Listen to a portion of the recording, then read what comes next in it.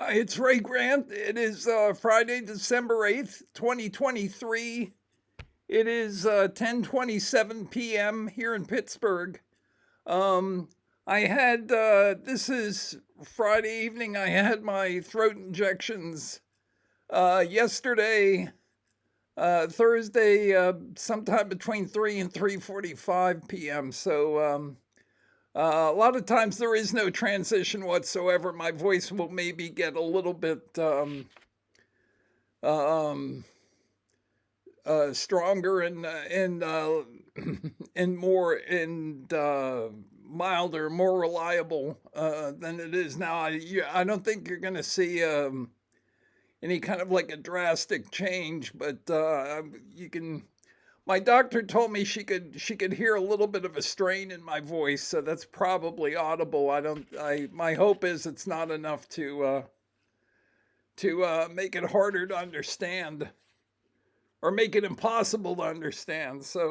I'm going to continue tonight with discussion of Joan Webster and wherever that takes us. I don't know. I get to whatever point in my book I am in the videos, and then I just continue from there. So I guess we'll find out. I'll be as surprised as you are when we get to the end. So this is chapter 11 of my book. It's called Logan Airport. The last individual murder committed by the Zodiacs took place in Boston, Massachusetts on Saturday, November 28, 1981. Joan Lucinda Webster, a 25-year-old graduate student in architecture at Harvard, landed circa 10 p.m. at Logan Airport on Eastern Airlines Flight 960. Eastern Airlines Flight 960. She had spent Thanksgiving with her parents in Glen Ridge, New Jersey. She was seen waving to a passing classmate as she stood in the baggage claim area of the Eastern Airlines terminal at 10:30 p.m. A cab driver saw a woman fitting Joan's description walking away from the building with a bespectacled, bearded man in his late 30s. Another classmate, David Duncan, called her parents on Tuesday, December 1st, after Joan was absent from classes and her dorm room on Monday. This section is called Calling Cards. Joan's father, George Webster, an executive at ITT and former CIA administrator, had barely had time to fill out a missing persons report when, on Wednesday, December 2nd, Joan's red leather handbag with shoulder strap was found in a marsh along Route 107 in Saugus, Massachusetts, by a clam digger named Anthony Belmonte. The handbag contained, among other items, makeup, her driver's license, credit cards, checkbook, change purse, and Harvard student ID. 2 months later came another surprising discovery. Joan Webster's navy blue suitcase was recovered from the Greyhound bus terminal. 2 months later came another surprising discovery. Joan, do not hire me to narrate your book if you've written one, by the way. You're going to get a lot of complaints. Joan Webster's navy blue suitcase was recovered from the Greyhound bus station in downtown Boston at the end of January 1982. Someone had put the suitcase in a storage locker, probably within hours of her abduction, and left it there to be found eventually when no one came back to claim it.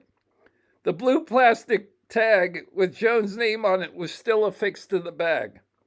The suitcase contained, among other items, vitamins, photos, a hairdryer and hair rollers, clothes, and a pillowcase and bedsheet. Joan's tote bag, which contained shoes and her architectural drawings, remained missing and has not been recovered. If only the handbag had been found, one could pass it off as having been dumped by Joan's abductor. Since both the handbag and the suitcase were found with their identification intact, in locations many miles apart, one must assume Joan's killer meant for them to be found, and meant for them to be found in where they were found, in those specific locations. Both the police and the family received crank calls in the wake of the disappearance, which was much publicized in the greater Boston area. The next section is called Joan Webster.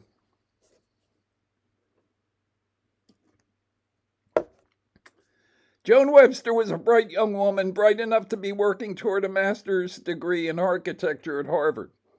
Bright young women usually don't cooperate with abductors in crowded airports by allowing themselves to be taken to secondary crime scenes. They do. See, I was saying the same thing in 2015 that I'm saying now, obviously. They don't do that because there's no upside to it. As police spokesmen like to say when lecturing women on college campuses, do not allow yourself to be taken to a secondary crime scene. The least that is going to happen to you is that you're going to be raped. Joan Webster had no practical reason to go anywhere with anyone. Logan Airport is connected to the Boston subway system, the T. I've ridden it many times, which this writer has himself ridden many times. I need to stop commentating. No side comments, please, narrator. All Joan had to do was grab her suitcase, get on the T, and ride the red line to Harvard, whose stop is down a set of steps from Harvard Square. Again, I've gone up and down the steps in numerous times. To reiterate, Joan Webster had absolutely no reason to walk off with anyone that night. She was last seen leaving the airport with a bearded man, sounds like the RCC library bearded man in his early 20s, only now 15 years older, now in his late 30s.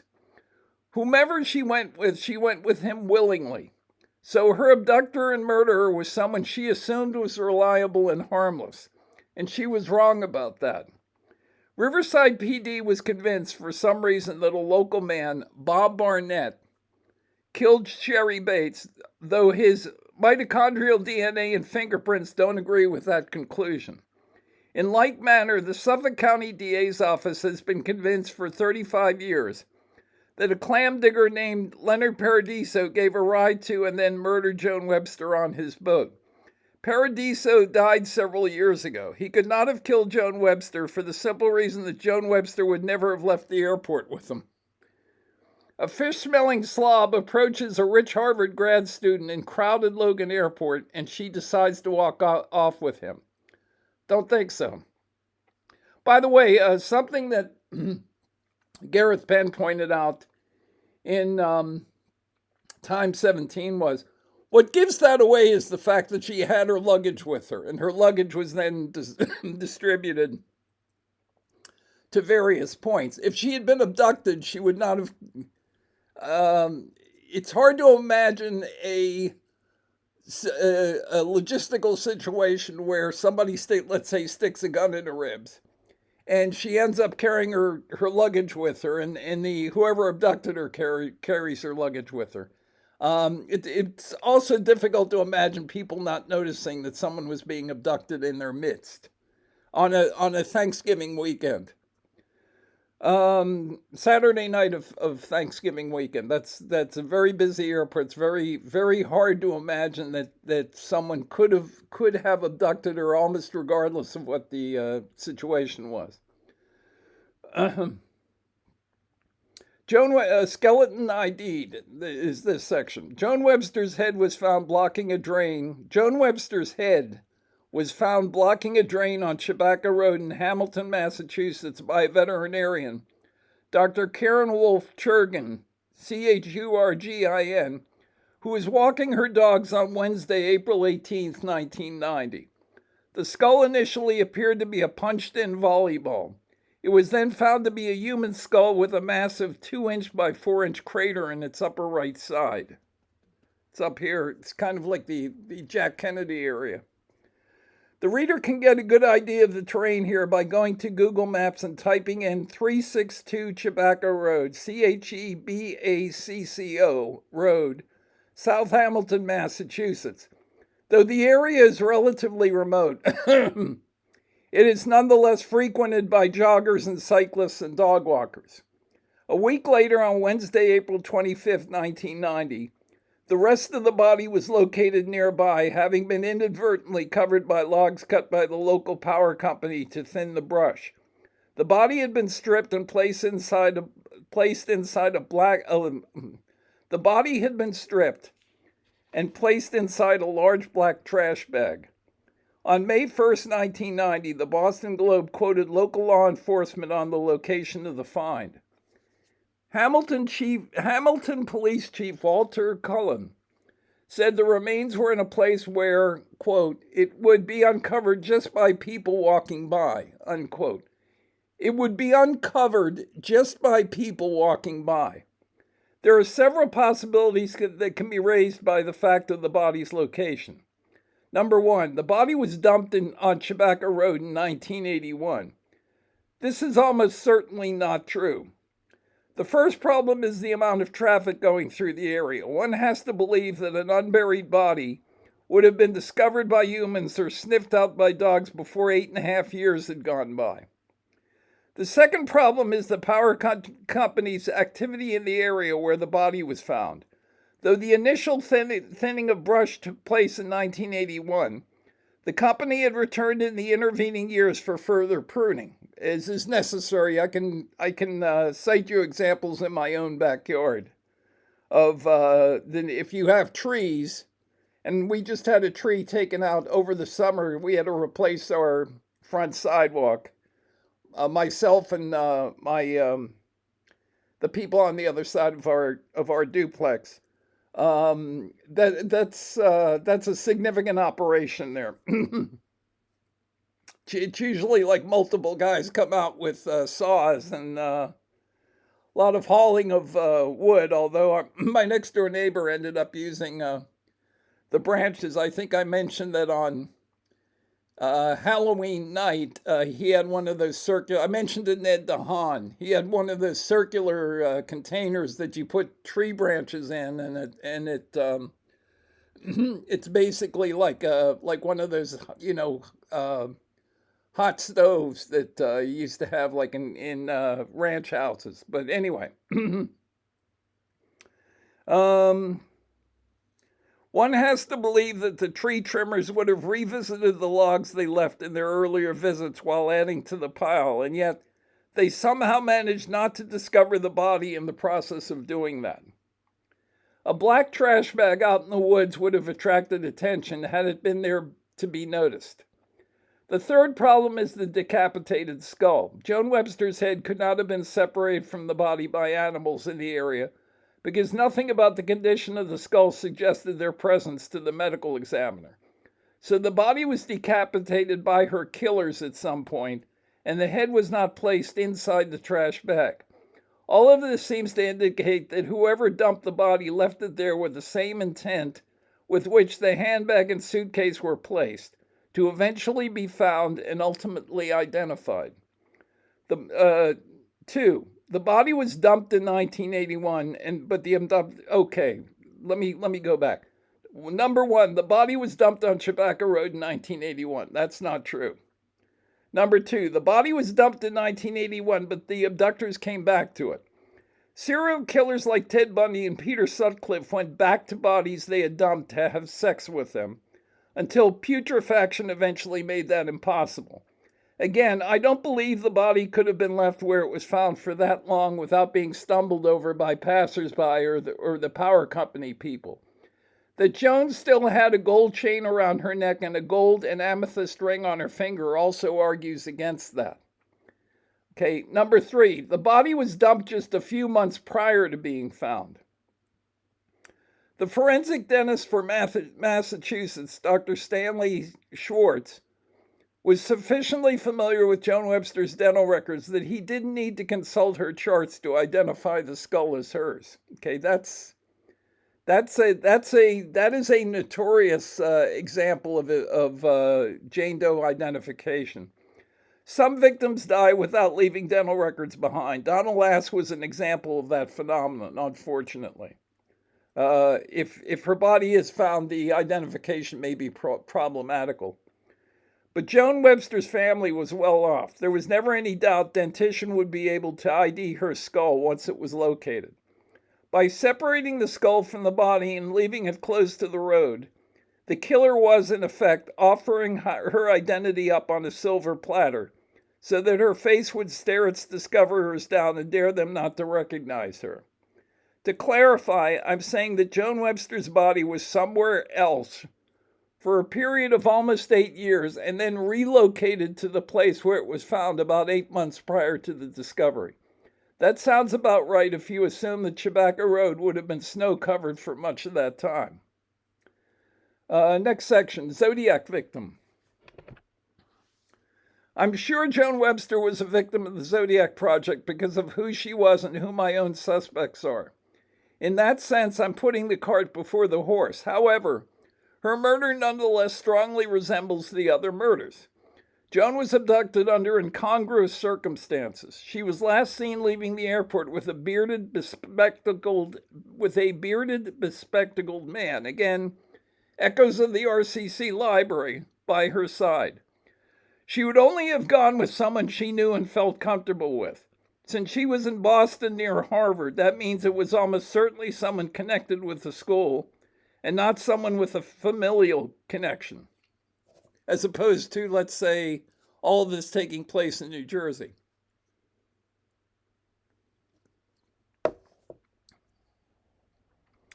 Sherry Bates, David Faraday, Betty Lou Jensen, Shelley Holmbo, and Donna Lass were all abducted prior to their murders, and Kathleen Johns was abducted as a demonstration piece. Joan's effects were left in places where they were bound to be discovered. Her body was left in a place where it was sure to be found. Her body was stripped like Shelley Holmbo's was. Descriptions of the bodies of Sherry Bates, Shelley Holmbo, and Robert Salem have depicted them as nearly decapitated. Joan Webster was decapitated. Above and beyond everything else, it seems clear that Joan Webster was selected in advance and that her murder resembles a black ops project, starting with an abduction, the placing of the victim's property in specific locations, and perhaps even phone calls, though no specific call after her murder can be traced to the Zodiac. The one odd note in this last individual murder appears to come right at the end. Why would her killer or killers have relocated her body almost 8 years after her death? There is no doubt that Joan Webster died in 1981. Where was her corpse for 8 years, and why was it moved? Did her killers change plans for some unfathomable reason? Well, we see, for example, in the movie Goodfellas, they bury the three guys bury Billy Batts' body originally in a place and have to come back to it and dig it up because it becomes a construction zone. That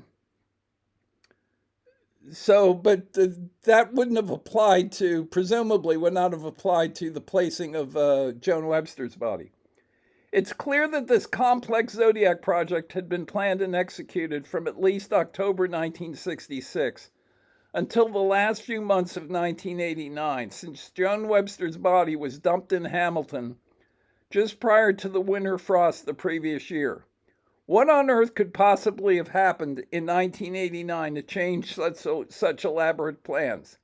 The actual question that should be asked there is, what on earth could possibly have not happened in 1989 to change those elaborate plans?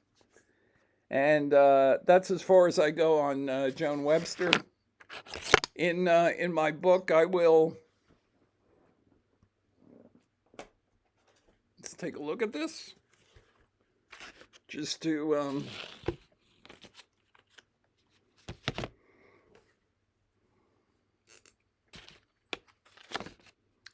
I believe, let me double check this just to be on the safe side.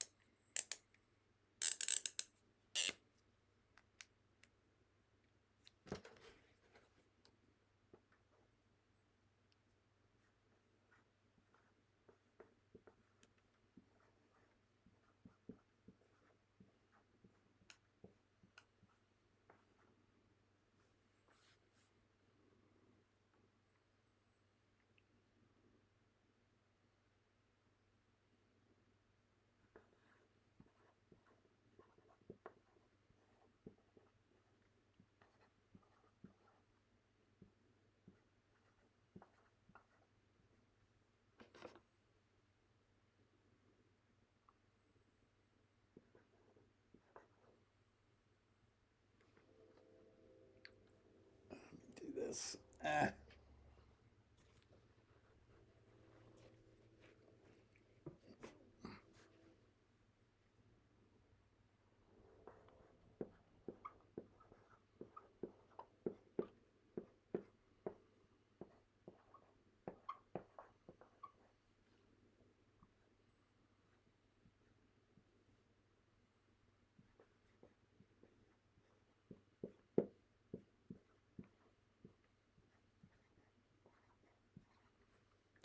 Okay, here are 3 significant dates for Joan Webster.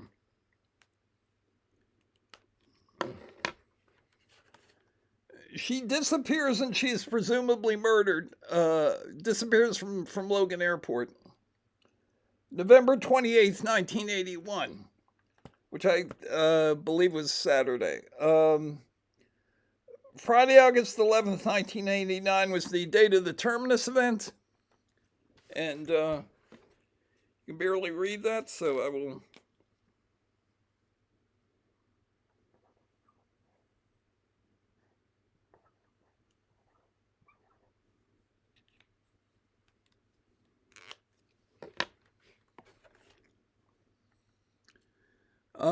Disappears November 28th, 1981. I believe she was buried at Benchmark 12 in Chinatown at the intersection of Neelan Street and the entrance to Highway I-93, Interstate 93, which was one of the points of the Terminus Triangle. The Terminus event was scheduled for August 11th, 1989. It was prevented from happening. And then Joan Webster's body was found April 18th, 1990, as if it had been dug up and then dumped in Hamilton, Massachusetts. Okay, in other words, once it became evident that the Terminus event could not be realized on this date, there was no need for her body because there was no need to keep her body at the point in the Terminus Triangle because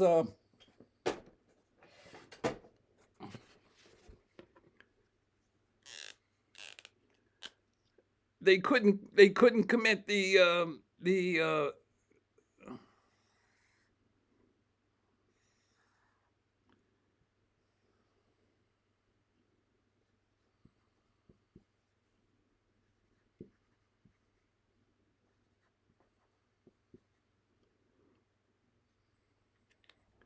so two of the 3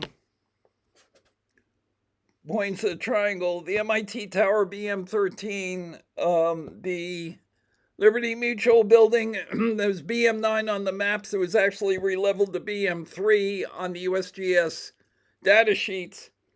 BM12, this is where Joan Webster was actually initially buried. And because they could not realize this triangle, they then dug the body up. As I said, I was taking a shower in November of 1989, and it suddenly occurred to me, well, if they couldn't complete the triangle, they're probably going to dig her body up and do something with it, and that's what they did. They dug her body up sometime between, I guess, August 11th and the end of the year, and dumped it in Hamilton, Massachusetts, where it was eventually discovered the following April. Okay, so that would have been a major crime, if you will. At least the event of the discovery of her body would have been covered by the Essex County Sheriff's Office. I've never found out what their opinion was of how Joan Webster's body suddenly showed up in their county, having not been having the body her having been abducted apparently in 1981, suddenly her body shows up in 1990. And it's not a case where there was digging in the area or anything like that. It's very or there was no digging in the area. There was also no sudden unearthing of, there wasn't an earthquake or anything like that in the area that would suddenly unearth a buried body or a construction project or anything like that. It's just the body suddenly shows up in April of 1990, basically out in the open. So, what else can we say about? I've basically said quite a bit about Joan Webster already. Why she was initially she would have been the 10th individual victim, although James Scarlett was a collateral victim. Leonard Paradiso, let me see if I can get.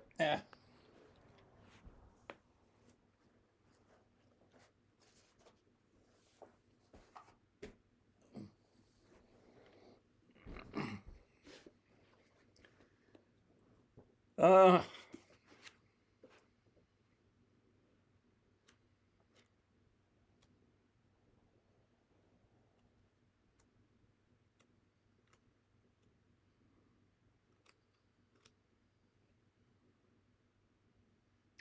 Garrett spends a fair amount of time in his book talking about the murder of Marie Iannuzzi, and let me see if we can get here. I'm gonna turn the big light on so I can read this.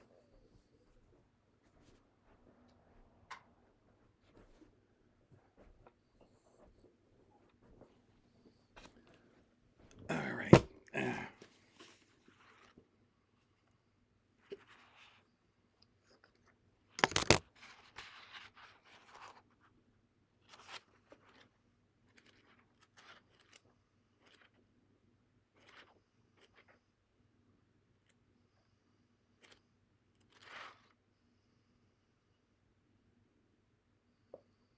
Oh, okay.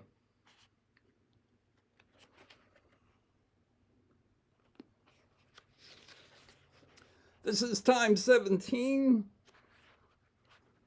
It's Gareth Penn. About a year after I had first gotten into contact with the Websters, Terry Webster that's Joan Webster's mother, called me to say that there was another suspect in the murder of her daughter. This person was named Leonard Paradiso, and there were a lot of things about him that made him look likely. She told me that the strongest evidence was a jail cell confession that Paradiso had made, in which he had admitted to two fellow prisoners that he had murdered both Joan Webster and somebody named Marie Iannuzzi. I didn't get a lot more detail out of them than that, and since I didn't know at the time what to make of what I had, I was inclined to believe that she knew what she was talking about. The events of February 1984 completely changed my mind, however, and subsequently I found out a lot more about Paradiso. The confession had been reported by two murderers, one of whom was under a death sentence at the time. He reported the supposed confession. The other informant had murdered his own girlfriend. A relative of hers, convicted of a felony himself, was about to be sent to the prison where her murderer boyfriend was incarcerated. The first convict got his death sentence commuted and eventually got a retrial at which the state declined to put on any evidence against him. This time, he was acquitted of the charges for which a jury had originally condemned him to die. The other convict was transferred to another prison in exchange for his testimony against Paradiso. Both men obviously had bought their lives with their evidence against Paradiso. For his part, Paradiso denied having uttered this confession. All three men took polygraph tests, and even though two diametrically opposite stories were being tested, all three passed with flying colors. The more I found out about Paradiso, the less sense the story made. According to the jail cell confession, he had just driven up to the baggage claim area at Eastern Airlines and offered Joan Webster a ride home. She not only accepted the lift home, she also agreed to a midnight cruise on his fishing boat, during which he raped and murdered her by braining her with a whiskey bottle. At least that's what the reported confession says happened. I don't know if Gareth mentions this, and since I last read it in 1987. No, I think I've read it since, but I don't know if Leonard Paradiso's boat was already at the bottom of Boston Harbor by November 28, 1981. It had been, I think, sunk deliberately by Paradiso during the summer that year, something like that. The point to be made, though, is he couldn't have taken her onto his boat because his boat wasn't afloat anymore.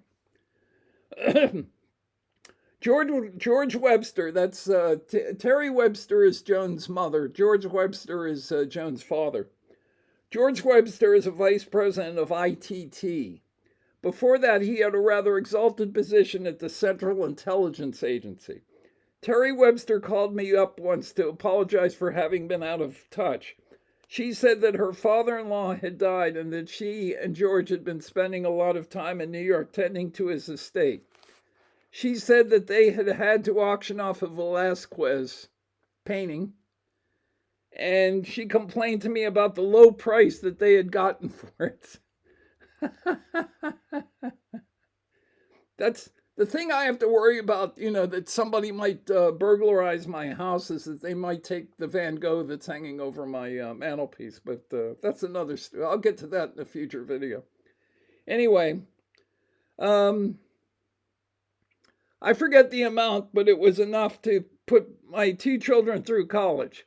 George told me that he had given Joan a going-away present of $200 at Newark Airport, the evening of her disappearance. I knew from Terry's account of her relations with the police in Massachusetts that she and George had been throwing their weight around, and they had considerable weight to throw.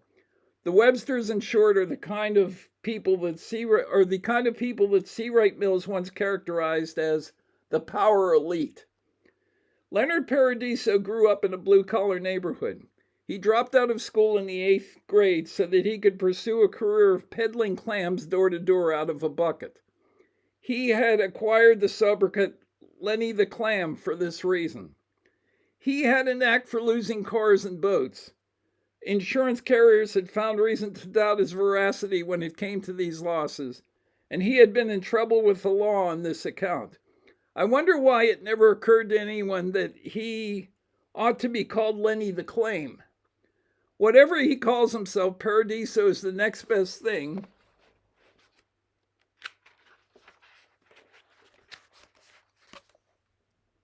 to illiterate. Let me go. Let's do this. I don't want to risk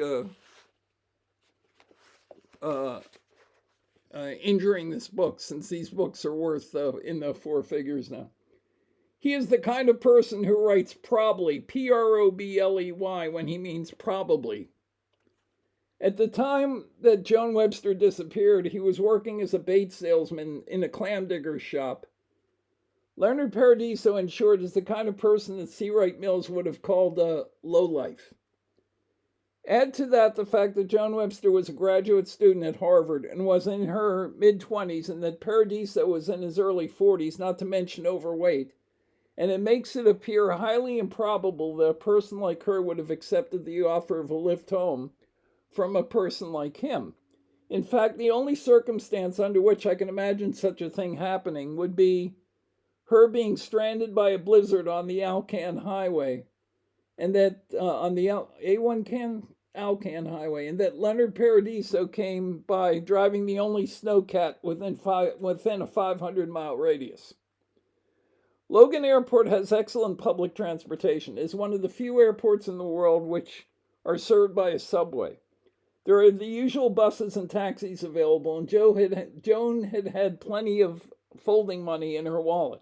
She had left her parents' home early in order to work on a project that, was due in class on Monday morning. Why would she impulsively go out on a midnight date with a ruffian like Paradiso, whom she had just met for the first time at the curb of the Eastern Airlines passenger loading zone? She had to have left the airport willingly with her abductor. It was the middle of a holiday weekend, and the airport was thronged with travelers. If she had been abducted forcibly, some impression should have been made on the witnesses standing around by the hundreds. Nobody remembered seeing a struggle or hearing cries for help.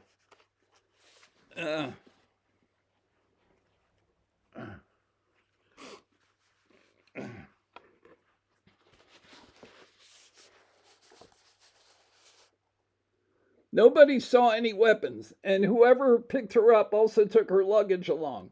That raises an interesting question of etiquette. If you abduct someone who has a tote bag and a suitcase, who carries the luggage, the abductor or the abductee? If there had been a struggle, you would think that the luggage would have been abandoned. But even in the scenario provided by the jail cell confession, there is no question of violence having been used. The two convicts both testified under oath that Paradiso had told them that Joan Webster had come with him of her own free will. She had to have gone willingly with her murderer, and that suggests that he was the type of person to whom a Joan Webster would entrust her safety. The idea that Leonard Paradiso was that type struck me as the most outlandish theory I had heard in ages. And it was that line of reasoning that had intuitively suggested Mike O'Hare to Dan Goldfarb of ABC in the first place. It made sense for all the reasons that the Paradiso theory did not. A Harvard faculty member who also had ties to the architecture department, who would be just the kind of person who might offer her a ride and not get turned down. It is not at all implausible that Joan and Mike had a nodding acquaintanceship. It would have been easy in that case for him to pick her up. For some time, that made sense to the Websters, too. But somewhere along the line, they were persuaded by an ambitious prosecutor named Timothy Burke, Timothy Burke has also run afoul of some guy named Ray Grant, but we'll get to that later. That all the sociological and educational differences between their daughter and Leonard Paradiso didn't matter. The testimony of the two convicts who purchased their lives with their evidence against Paradiso was all that counted. In July 1984, about the time that Allen was having the 400-hole dug at Goose Pond, Paradiso was convicted of the murder of Marie Iannuzzi. Terry Webster, who was close to the prosecution, told me that the prosecution's strategy was to get Paradiso convicted of as much as they could pin on him, jail him, and then throw the key away. When it was clear to him that he would never get out of prison anyway, they would offer him a deal. He could get any prison he wanted, choose his own work assignment, enjoy a private cell if he wanted one, as long as he confessed to the murder of Joan Webster. In that sense, at least, the Marie Iannuzzi murder trial was not about the murder of Marie Iannuzzi, but about the murder of Joan Webster. It certainly didn't bear much resemblance to justice.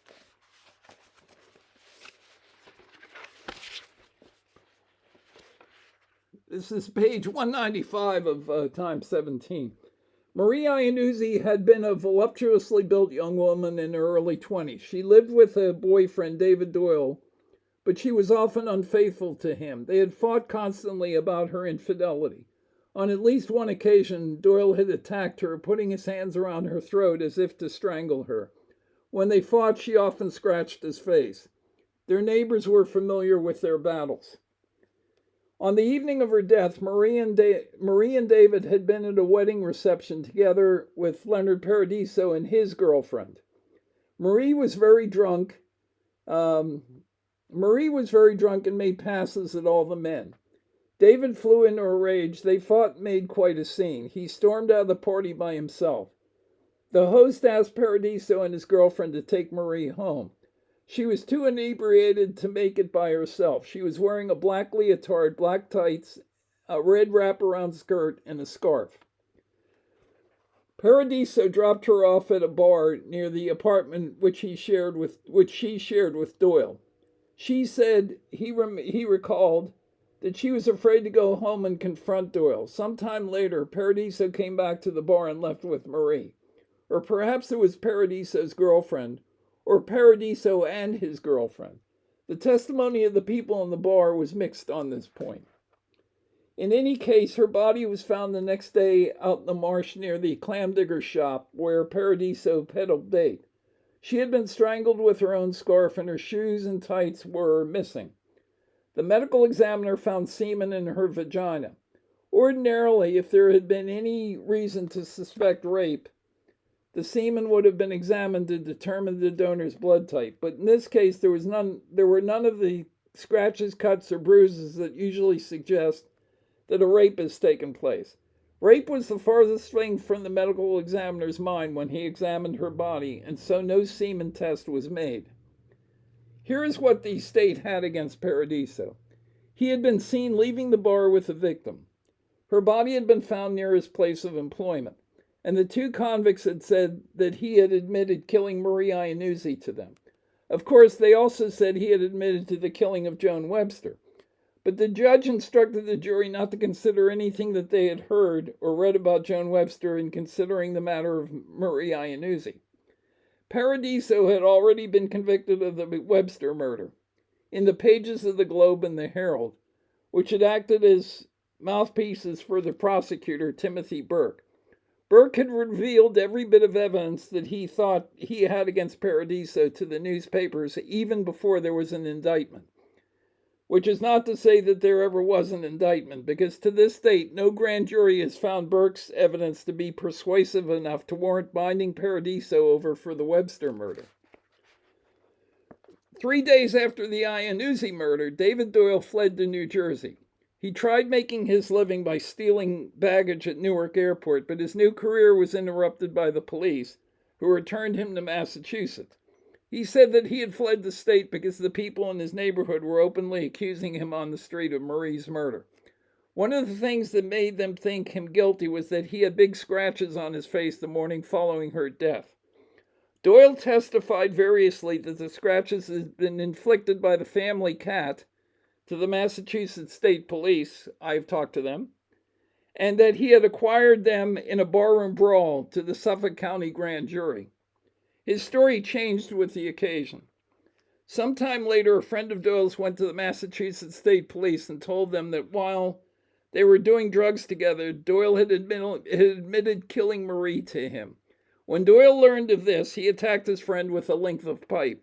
He was prevented from braining him only by the intervention of passers-by. On another occasion, Doyle threatened his friend with a knife. On another occasion, he sicked a vicious dog on him.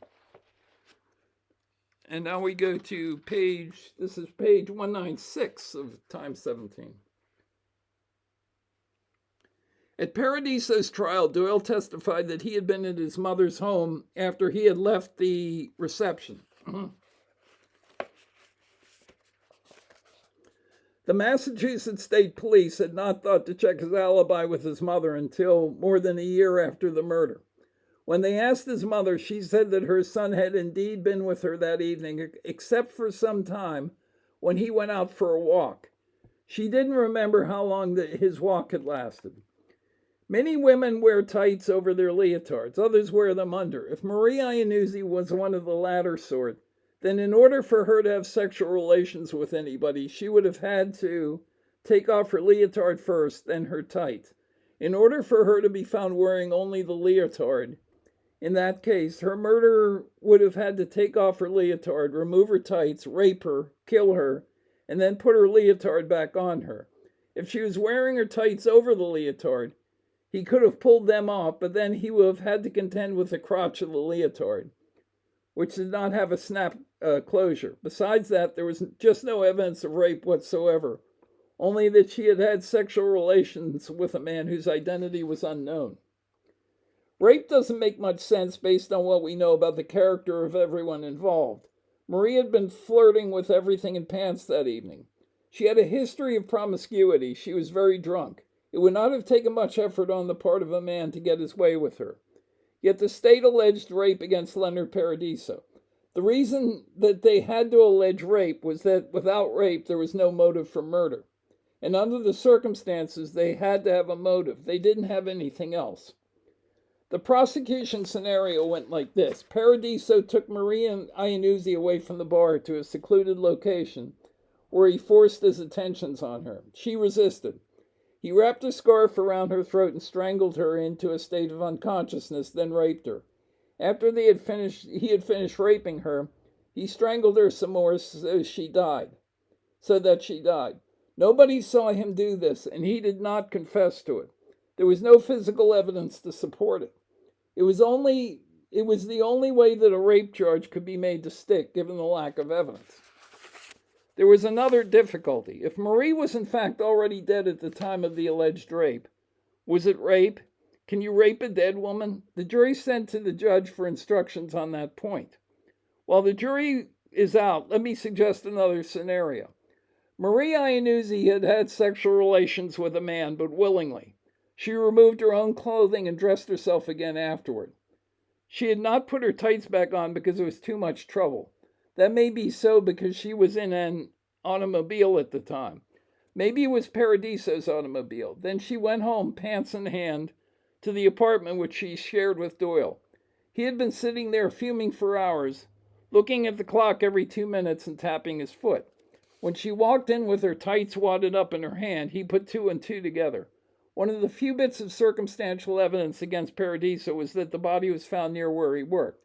The site was also 100 yards from the route along which Doyle had used to haul trash for a living.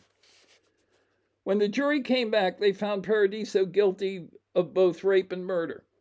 They had to create the rape out of the whole cloth in order to justify the murder charge. Otherwise, there would have been no case. But it should not be too surprising that the state got its verdict. Paradiso had already been convicted of the Joan Webster murder in the press several times over. The judge instructed the jury that Joan Webster had nothing to do with the present case, but he was asking them to dismiss from their minds what they had been reading in the papers for almost 2 years. The very fact that he had to give them that instruction is an indication of the atmosphere within which the Iannuzzi trial took place. Now we go to page 197 of Time 17. I was in communication at the time of Paradiso's conviction with someone who lives just outside of Boston. The subject of Joan Webster came up, and she informed me that her boyfriend had told her that Joan Webster's murderer had just been convicted. That gives you some idea of the power of the press. What she meant to say was that someone who had been accused of murdering Joan Webster by the newspapers only had been convicted of another crime.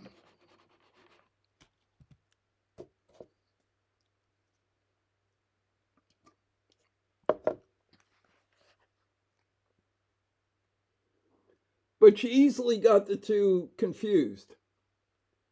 At all events, it was the explicit intention of the prosecution to use the Marie Iannuzzi trial to punish Paradiso for the crime with which he could not even be charged. And it is obvious that the jury felt the same way about it. Terry Webster was sitting in the courtroom throughout the Iannuzzi trial, looking at the man she was now convinced had murdered her daughter. She thought it was justice that she was getting. She didn't get much else. The Suffolk County Courthouse does not have a public restroom for women. There's a restroom for women employees, however. She pulled strings, and all her wealth and power and influence with the prosecution got her a key to the ladies' room.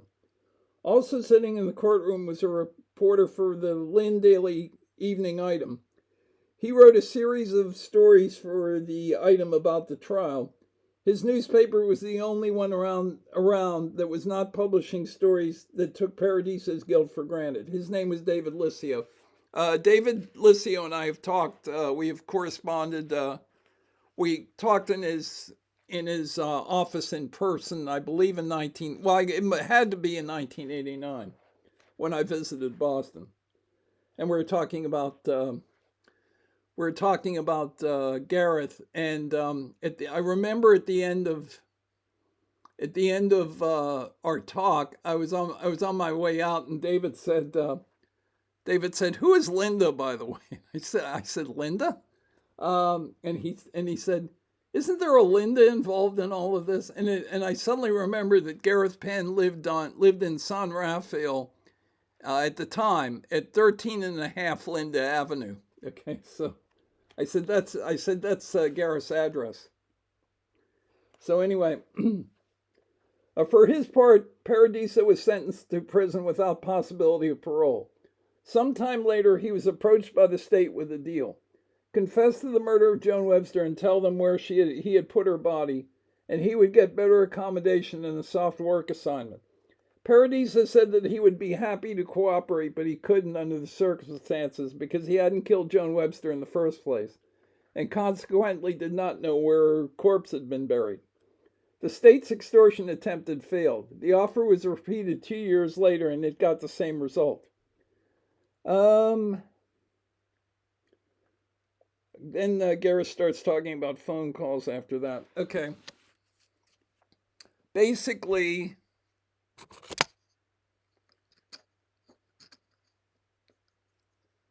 to reiterate, when I was at let me see if I can get rid of this book here. All right, there we go. When I was in Boston in June of 1989, and I was negotiating with the Suffolk County DA's office about.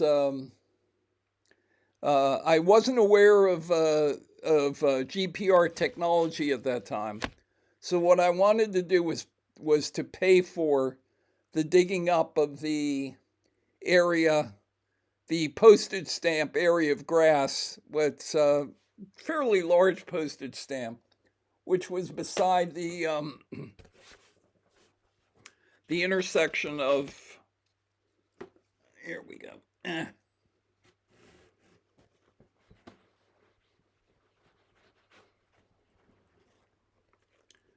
The intersection of Neeland Road 993, and I've done this before, but I'll do it again. The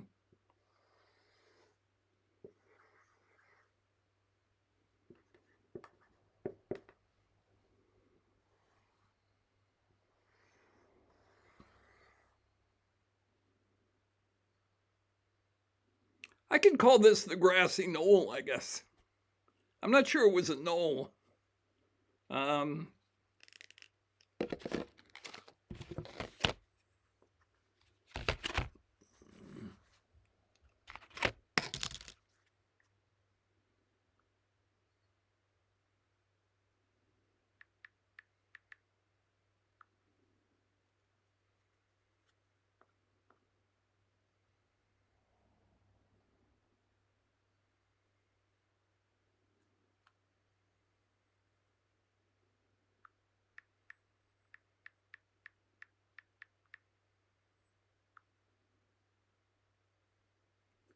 A small hill or mound. Okay.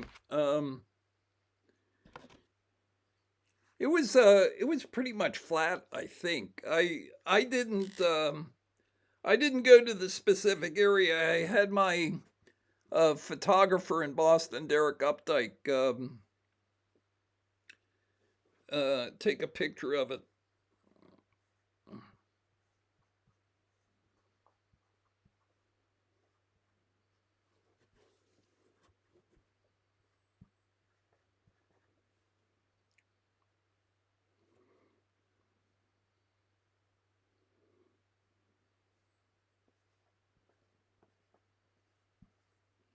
Call it a grass lot. In my novel, I have the protagonist, whose name is Ray Grant, and he manages to talk an employee at the Suffolk County DA's office into letting him run a GPR machine. Now, if I'd known that in 1989, it's entirely possible that, first of all, this YouTube channel wouldn't exist. No message boards or websites about the Zodiac killer would exist. That's an example of, because I didn't know one thing in 1989, I was not able to run a GPR machine over the grass lot. This is Neyland Street, 993. This is the entrance to I guess the on-ramp to a highway. And the grass lot was here. A benchmark 12 disc was right here in the concrete next to where the grass lot was. I assume Joan Webster's body was buried somewhere in this grass lot. And what I proposed to the Suffolk County DA's office is that I just dig up the slot, get a backhoe, and I would pay for the digging up the lot, and we would look for the body of Joan Webster. And Suffolk County DA's office was somewhat ambivalent about this idea.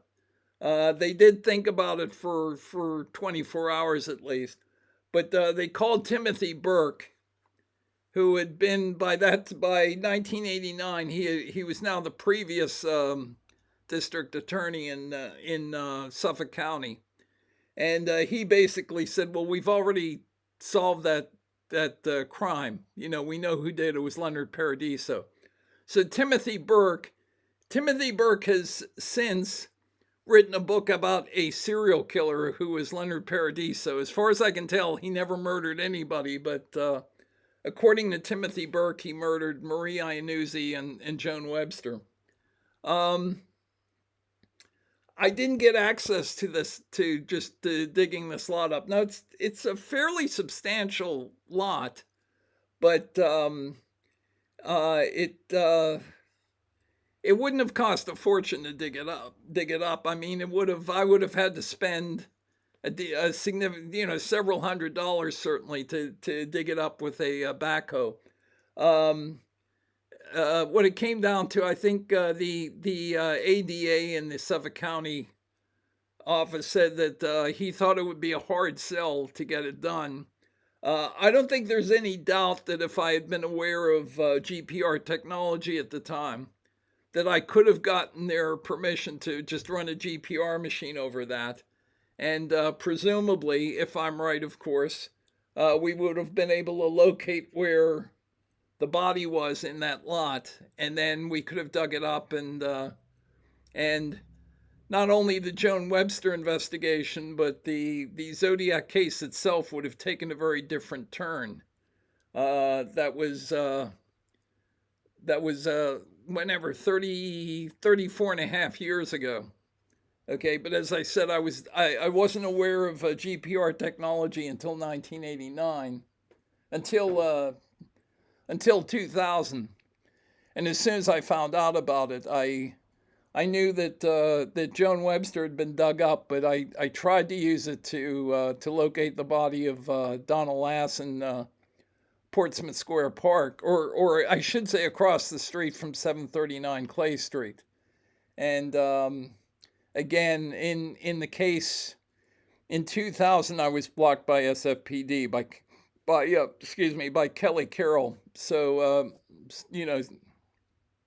in 1989, I was blocked by Timothy Burke, and in 2000, I was blocked by Kelly Carroll. Even though in both cases, I was willing to pay for everything. I was willing to pay for the digging up of the lot, and returning the lot to its in better condition, probably, with new grass seeded there and everything else. All of that took place in June of 1989, so there would have been more than enough time to, after we dug the lot up, to seed to seed the lot with grass and everything, and it would have looked better than new, actually. But I also think that if there had been, it was 19, maybe not. Maybe there wouldn't have been much evidence of the previous dig. If they had buried Joan Webster there in 1981, almost 8 years had gone by. So I don't know what the condition of the soil would have been. So, I mean, we would have had to dig the lot up. That's the downside. As I said, if I'd been aware of the technology, we wouldn't be doing this, and none of you would be watching this video. So, anyway, Um, so Joan Webster is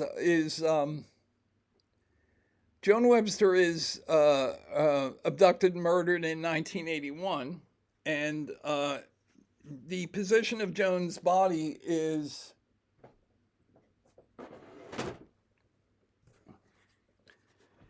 part of is if you want to look at it that way, it's the anchor of the terminus triangle. So this would have looked like something like this. Well, actually, come to think of it, I have the.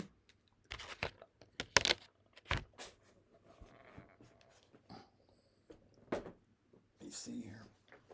There we go. Oops.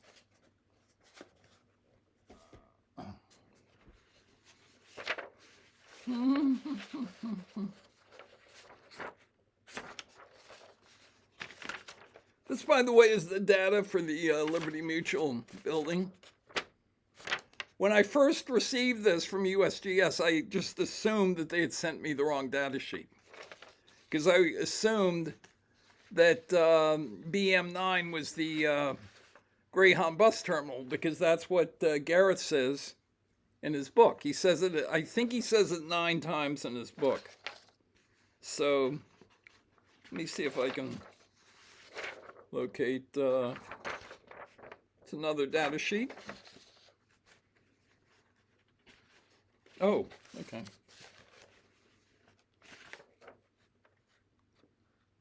Oh, okay, it's page 31. Don't need that.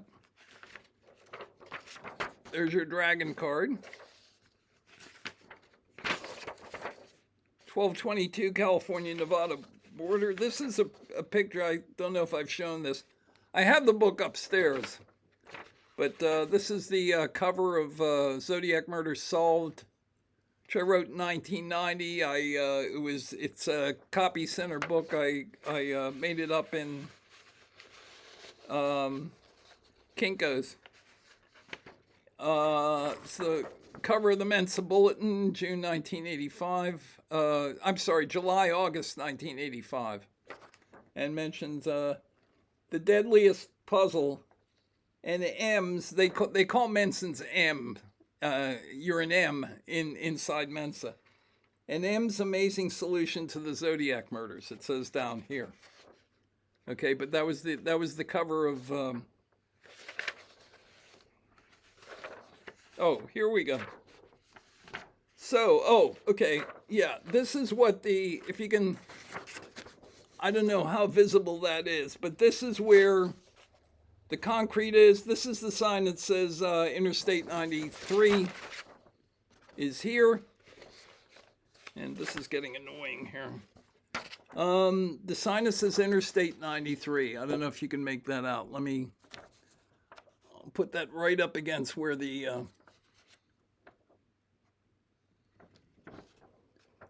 you can see the 93. You can see where the benchmark would have been right here in the foreground. If the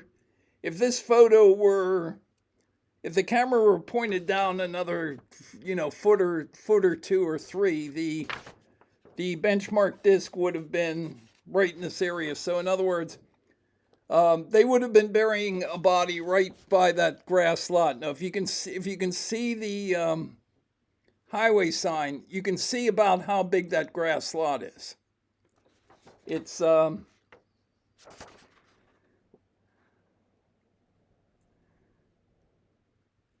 would say it's about the size of my front lawn. I would describe my front lawn as a postage stamp, or maybe our backyard of the both sides of the duplex. It's maybe about the size of our backyard. If you have a relatively small front yard or backyard, that's about what we're looking at. So it was not. Yeah, I mean, digging up the entire thing would have been a significant project, but not, if you're looking for a body of a notorious victim, and somebody is willing to pay for the digging up of the area, and you're going to go down, I don't know, maybe maybe 3 or 4 feet for the entire area. That doesn't seem like, it doesn't seem like a ridiculous thing to, if somebody comes to you and says, I am willing to pay for digging up that area, and then obviously pay for, returning it to the way it was.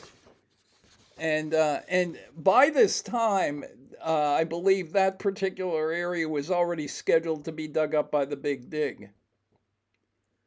But at least as I look at that now, it does not look like a completely unreasonable amount of space to ask to be dug. But Suffolk County would not go along with it. And again, Timothy Burke. This is the Greyhound bus terminal in the foreground. And as you can see in the background, you can see where it says Liberty in the MU of Mutual behind it. So they were on adjoining lots. But that's the Greyhound bus terminal in 1989, June 29th, 1989. And the Liberty Mutual building. I assumed when I took this picture, I assumed the Greyhound bus terminal was going to be one of the points of the terminus triangle, and it is only because the Liberty Mutual building, and that's only part of the complex, by the way, was on an adjoining lot that it gets into that picture. And so I inadvertently, it's almost like an astronomical. It's like discovering something on an astronomical a photographic plate, as Clyde Tombaugh did when he discovered Pluto in 1930. Although in 1930 they were actually looking for the planet in question, but objects have been found on old photographic plates and then identified as or initially identified as. The Andromeda Galaxy was originally called the Andromeda Nebula, and it was assumed to be part of our own galaxy. In fact, people once assumed that our galaxy was the entire universe, and then at some point they realized that that there were other galaxies, and just like our own, and of various sizes, and the Andromeda Nebula was actually the Andromeda Galaxy. Although it will be here in 3 billion years, because in 3 billion years, the Andromeda Galaxy is scheduled to collide with the Milky Way. So I just thought I would give all you hobbyists out there a heads up on that one, So just want to make your plans ahead of time. Okay, this is the terminus triangle again. I've shown you pictures of the Boston South USGS quadrangle. This is the MIT tower up here. Here, this is 1222-146. This is the Liberty Mutual building. This is where benchmark 12 is. And the idea is that, let me see if I can get this close enough so that you can, so that it's almost as if I were doing like a really professionally made YouTube video. You could actually read everything that I've got on there. Anyway, Earth Sciences building, the MIT Tower, Cambridge, Massachusetts, at 12 degrees, at 22 degrees, benchmark 12, Neelan 993. That's in Chinatown, in Chinatown section of Boston. And then at the bottom, there's the Liberty Mutual building. But because they could not go ahead and do the bombing at the MIT Tower in room 929, or the sniper event at on the roof, from the rooftop of the Liberty Mutual, where they would be firing 223 ammo, possibly, or perhaps probably from a M14, maybe like a Ruger Mini 14, using 223 ammo. Since those two things were prevented from happening, that meant that the triangle could not be constructed. And as a result of that, they dug up Joan Webster's body and dumped it in Hamilton, Massachusetts, probably in late '89.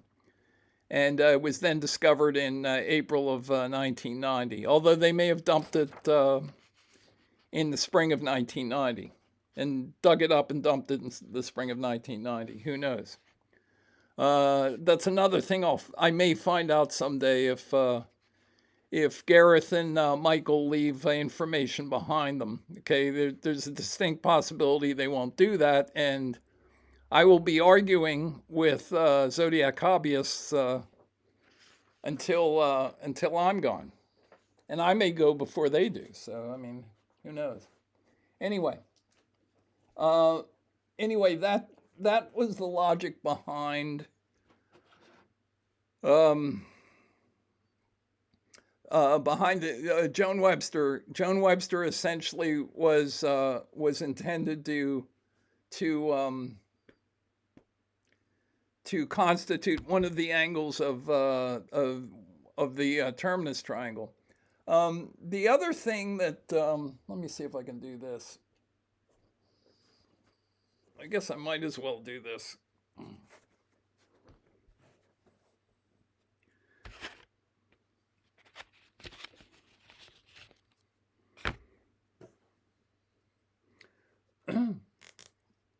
This is basically higher end puzzle solving. So maybe I should quit now while I'm ahead. But the name, can I?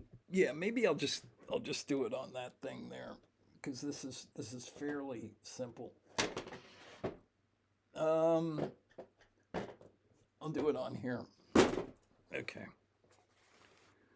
I already showed you the grass lot, the benchmark, and I showed you a picture of that. This is, man.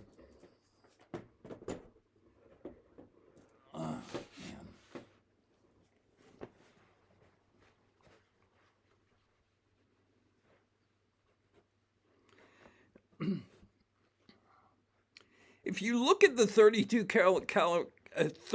character cipher, which was in the it was at the bottom of the June 26, 1970 letter. And you will note that instead of having two lines of 16, the top line is 17 and the bottom line is 15, okay? So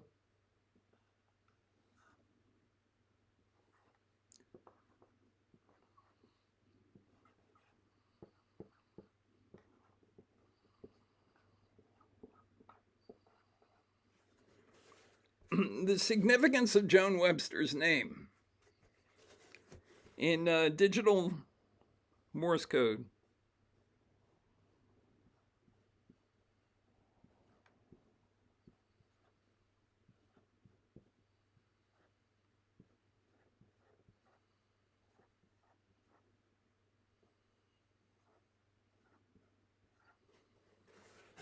This is what it looks like. Joan with 1 for dash, 0 for dot. J. There we go. Joan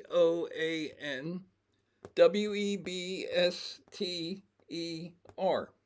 Okay. And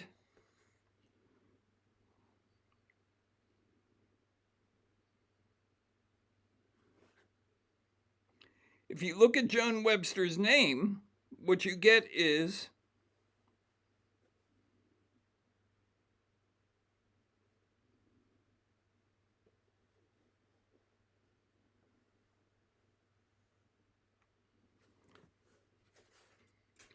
most of Joan and the beginning of W. It would pretty much have to be a Joan W. Okay, so we can guess that the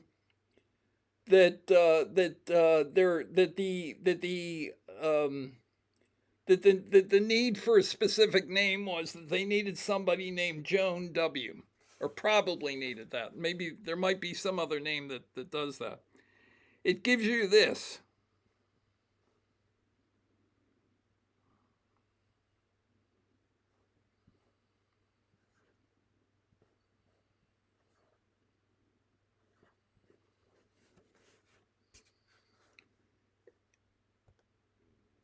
it gives you this dash dash dash dash dash dot dash dash dot dash. Okay, and what this spells out is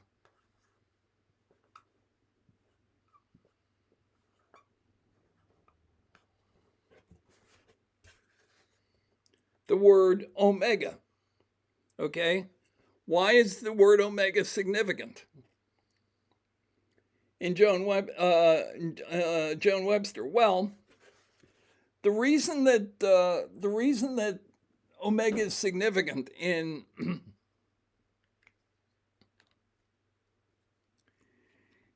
as a plain text under Joan Webster's name is that if you look at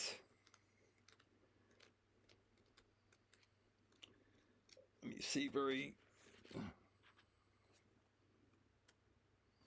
oh here we are, okay, if you look at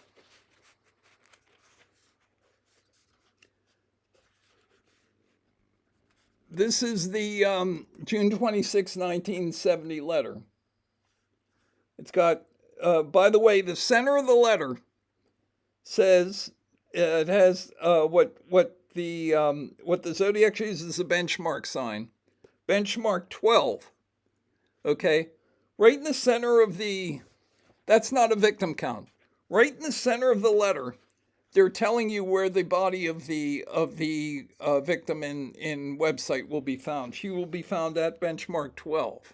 Okay, it's the map coupled with this code will tell you where the bomb is set. In other words, where the body is buried. You have until next fall to dig it up. Well, you have until Friday, August 6, 1989. And I almost dug it up, not quite. What you find in the 32 character cipher is 1, 2, 3, 4, 5, 6, 7, 8, 9, 10, 11, 12, 13. The 13th character, 6, 9, 12. Yeah, the 13th character is the Greek omega letter. Okay, it's the, as Gareth Penn has pointed out, it is the only place in any of the Zodiac literature where that sign is found. Okay, so here's the question.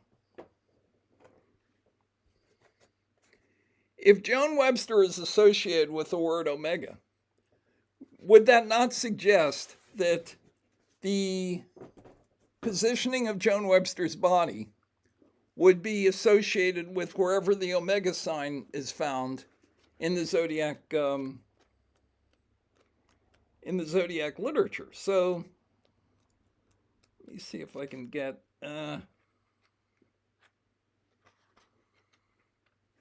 Gareth spends a lot of time, if you read time 17,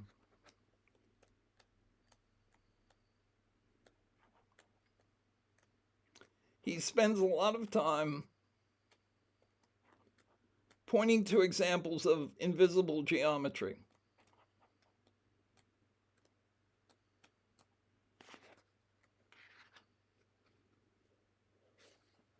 Here is page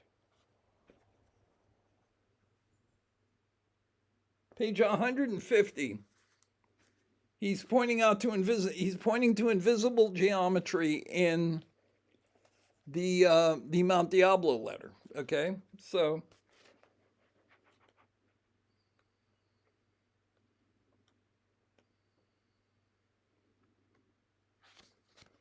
by the way, here is page, let me see, I think this is page 141 of Gareth Penn's book. He already has two of the three.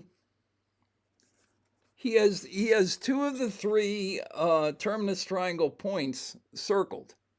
So really, all you need, he doesn't tell you that, of course, but for whatever reason, he circles the MIT tower, and he circles what he says is the Greyhound bus terminal, although it's actually the Liberty Mutual building.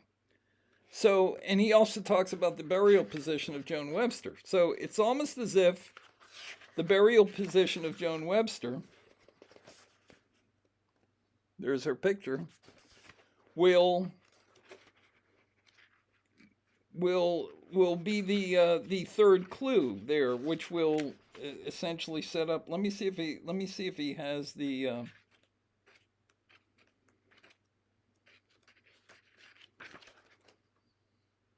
Oh, okay, here it is. Okay, that's not it. That's not exactly what. No, that's not what I'm looking for.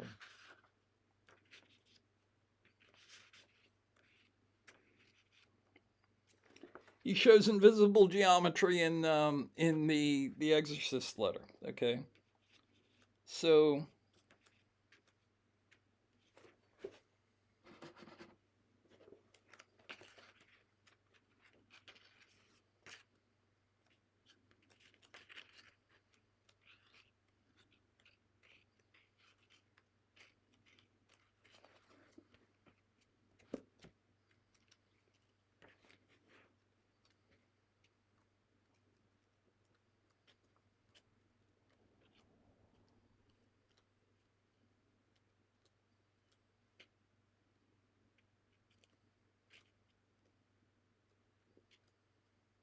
oh, okay, here it is.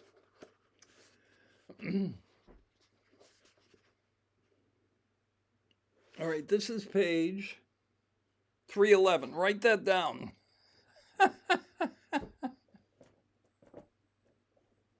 Write that down. I'll come back to it. Okay, Joan Webster Omega. I'll actually do this on the other one. Well, I'll do it on this one.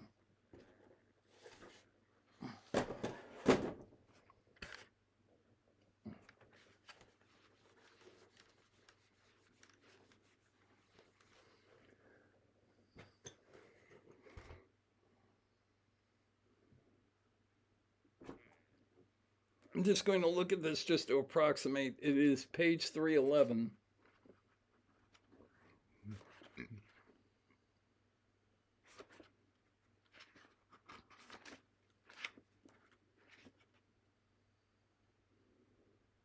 $20.38, $122. Okay. Okay, this is drawn by Ray Grant freehand. So I mean, don't hold me to this. But what you get is this.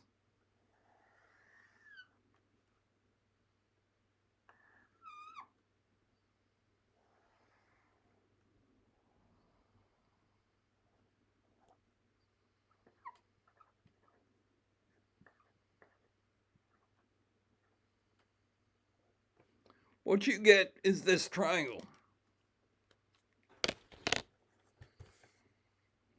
Okay, and the question is, what triangle is this? Let's take a look.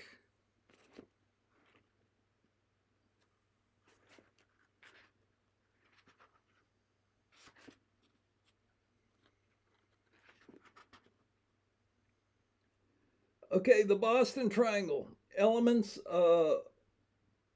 bus, triangle, 38, benchmark, cross circle. Triangle analogizes 3 Joan Webster sites on Boston map.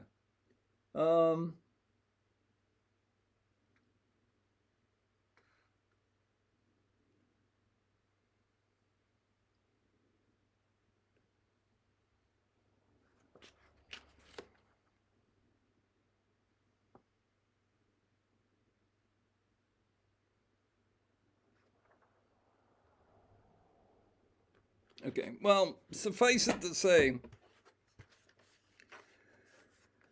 this is a triangle representing where the 3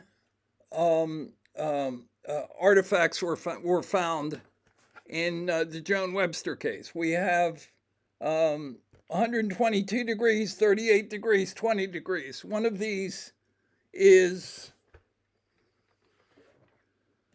let me see if I can.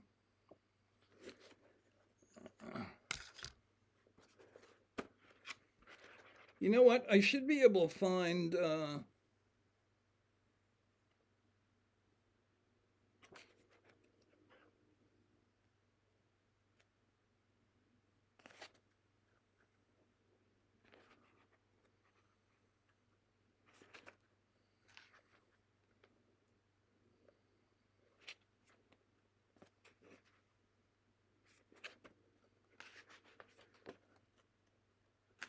Let's see if he has the Boston Triangle.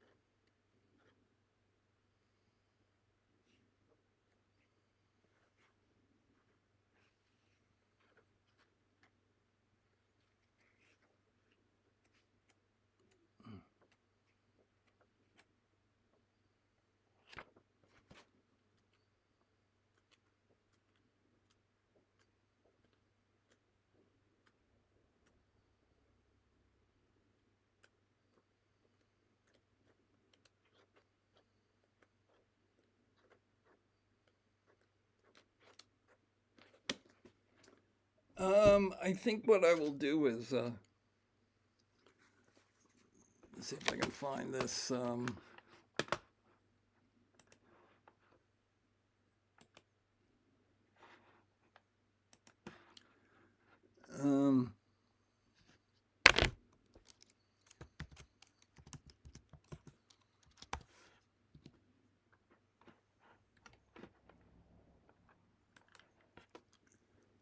let me see here.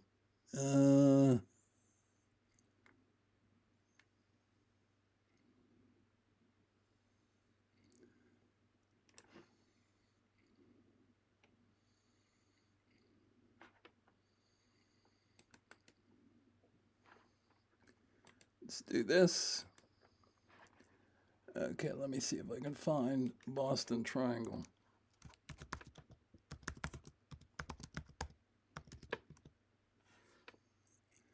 Behavioral footprint, Boston Triangle, 143, 144. Let me see if that's what I get.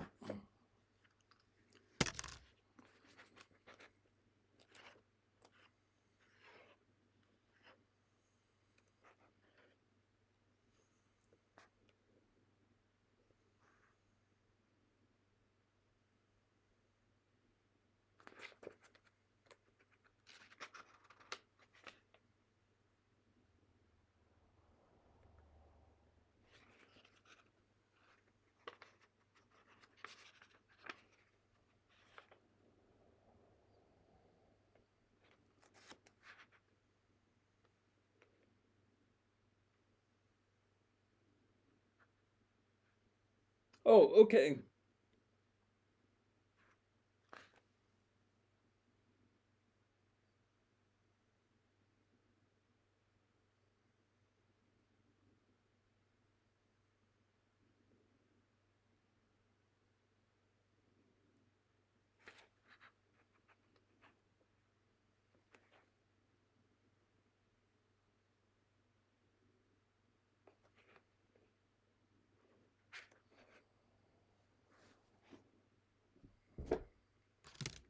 Okay, this is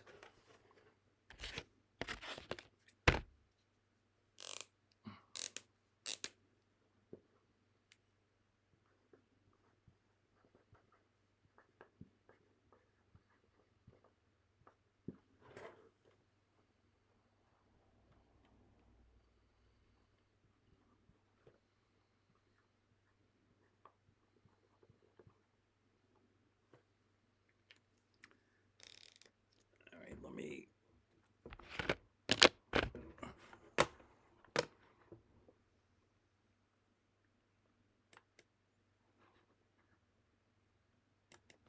okay. I should do more preparation for these anyway. This is the triangle that was created by the dumping of Joan Webster articles in Boston. You have 122, 38, 20. That's a triangle. Okay. Logan Airport is where the 122 degrees is. I believe that I may have these mixed up. I'm pretty sure this is Highway 107. is up. Her purse was found in Saugus. Okay, that can't be right. This is Logan Airport. I think that no, I think this is Saugus here.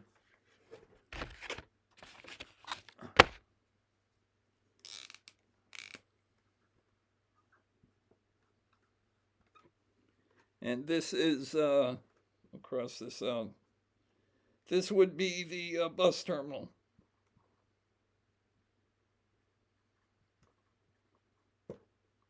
I think.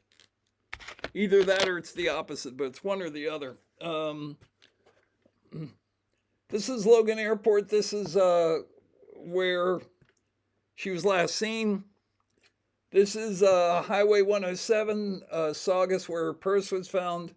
This is the bus terminal where her suitcase was found. So it creates what Gareth calls the Boston Triangle. Now, if you look at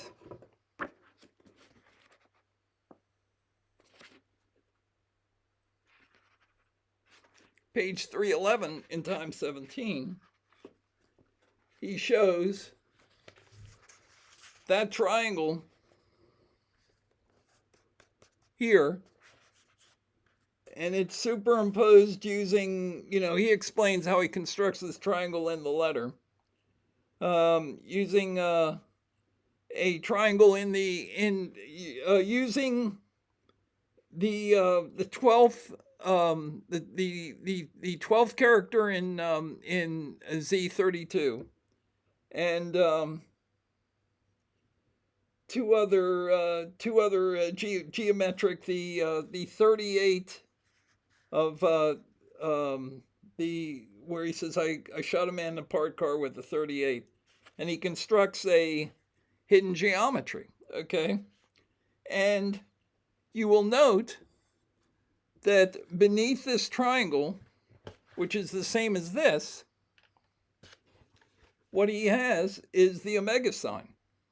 And Gareth says in the text that the only place that the omega sign is found in the Zodiac literature is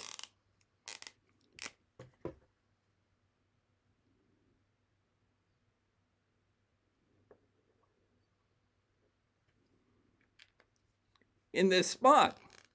So there, in other words, there is invisible geometry in the letter, which creates the same triangle as the triangle in real space in Boston, which is the three locations pertaining to Joan Webster. Logan Airport, Saugus, where Logan Airport she was last seen, Saugus, where her purse was found, the Greyhound bus terminal where her suitcase was found.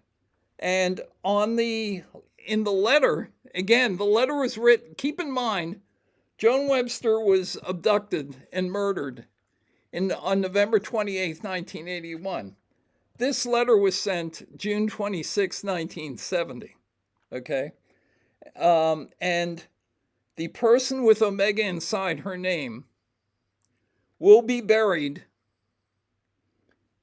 in the same relationship to this triangle in real space as it is to the triangle in the letter.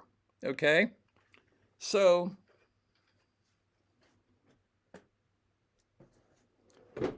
that's what I assumed that they intended. Let me take one last look at that thing so that I'm not totally okay. Yeah.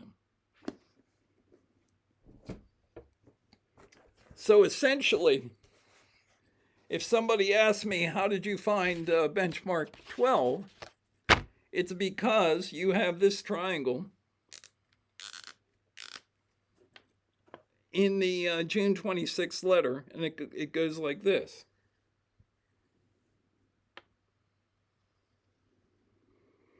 And it would actually be more extreme than that. I think I'm going to redraw that.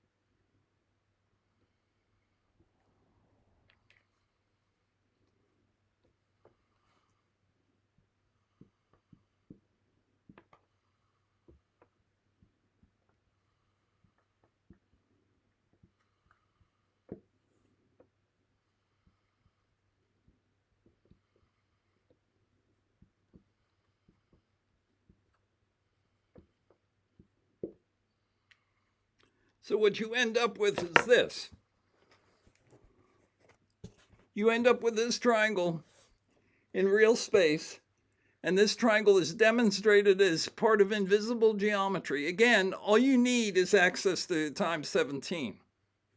Okay, no one's going to be able to figure this out on his own, but again, times 17 is your clue book, which is demonstrating that this triangle, which consists of Logan Airport, where she was last seen, Saugus, where her purse was dumped, and the Greyhound bus terminal, which is where her suitcase was found, is part of the June 26, 1970 letter.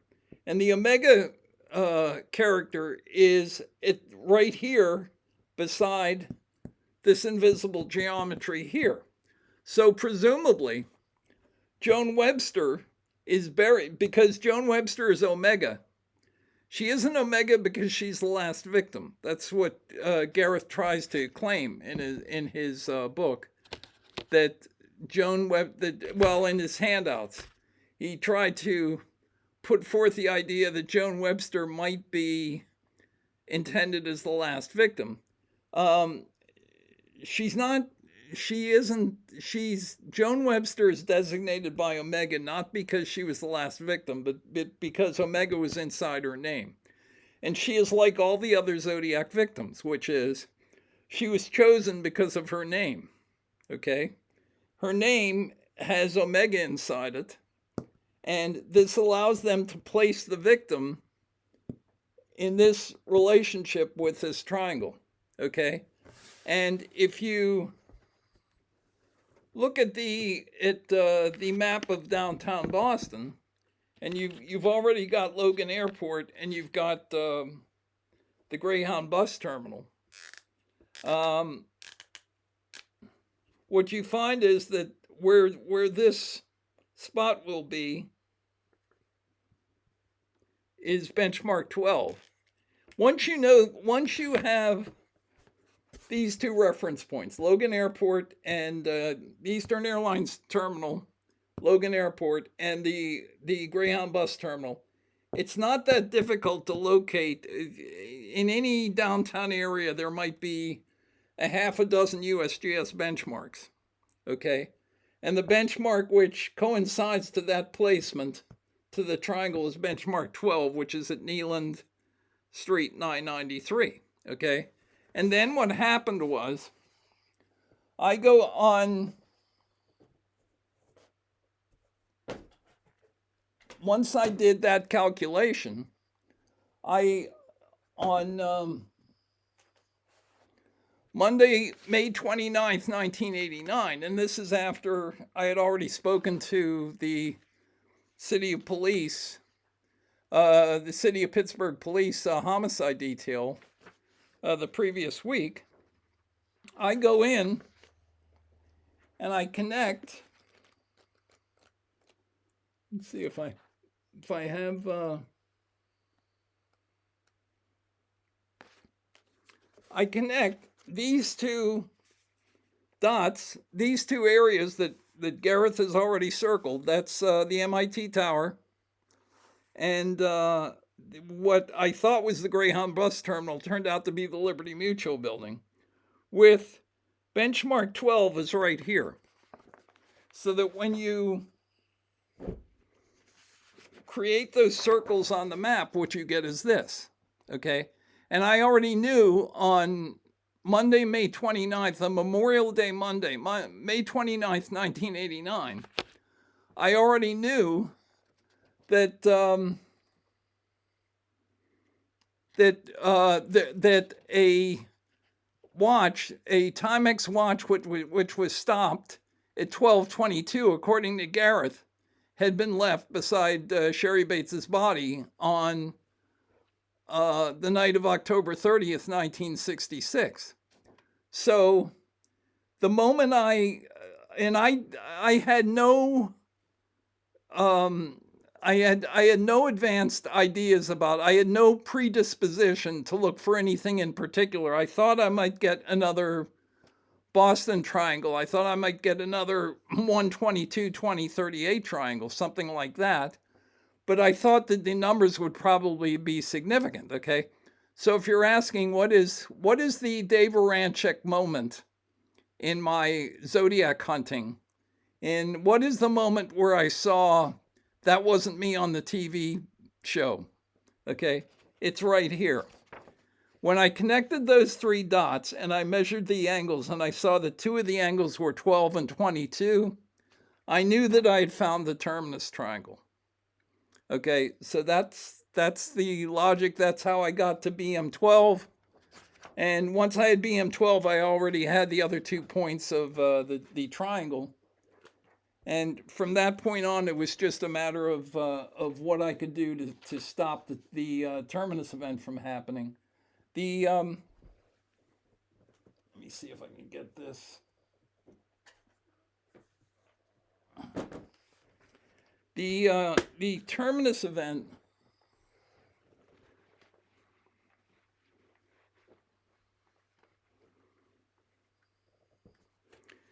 and again, I assumed that that the dating of the terminus event would have some relationship to the 223s. So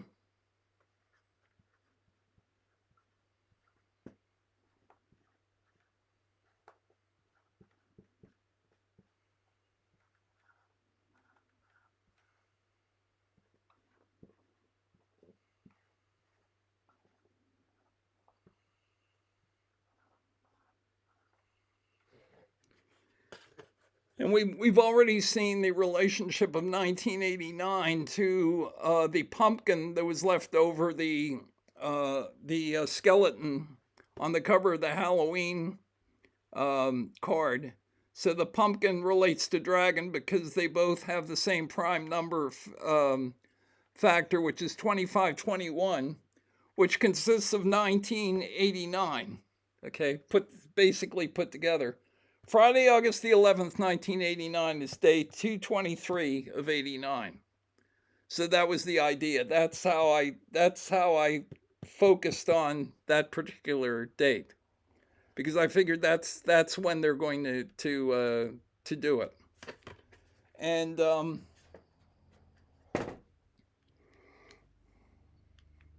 also, if you look at, this may be neither here nor there now, but if you look at well, I'll do it with this. If you look at the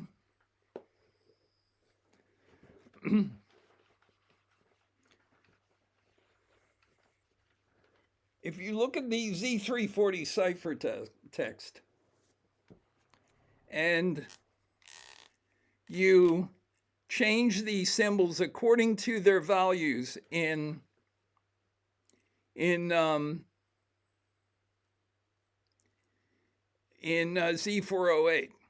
In other words, you take Z340 and then you're not going to be able to translate all the symbols, because there are symbols in Z340 that aren't in Z408.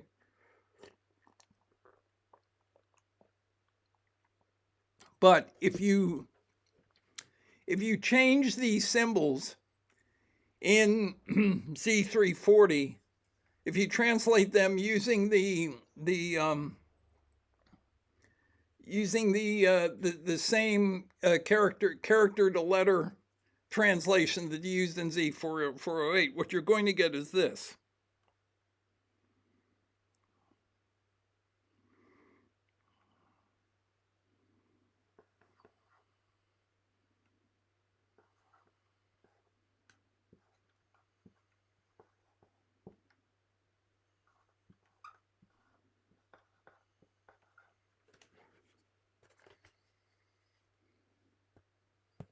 Remember, this was sent, the Z408 was sent July 31st, 1969.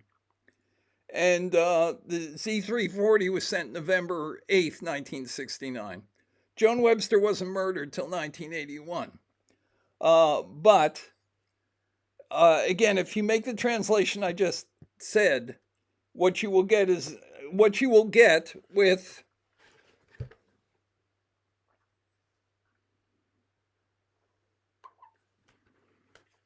I believe this is on line 10. What you will get without knowing what the lead-in cipher symbol is, you will get BSTERJOAN. Okay, and if you make the assumption that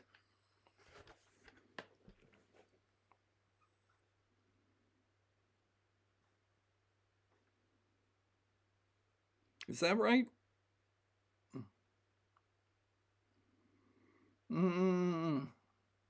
Oh yeah, sure. If you make the assumption that what is in front of BSTERJOAN is WE,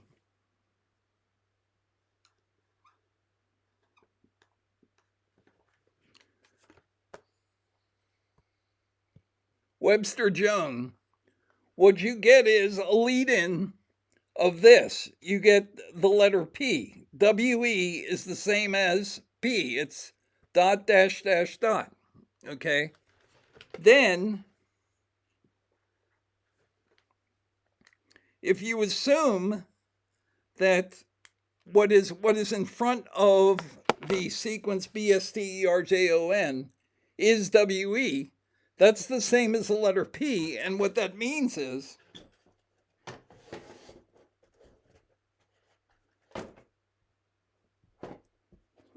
let me see if I can get this.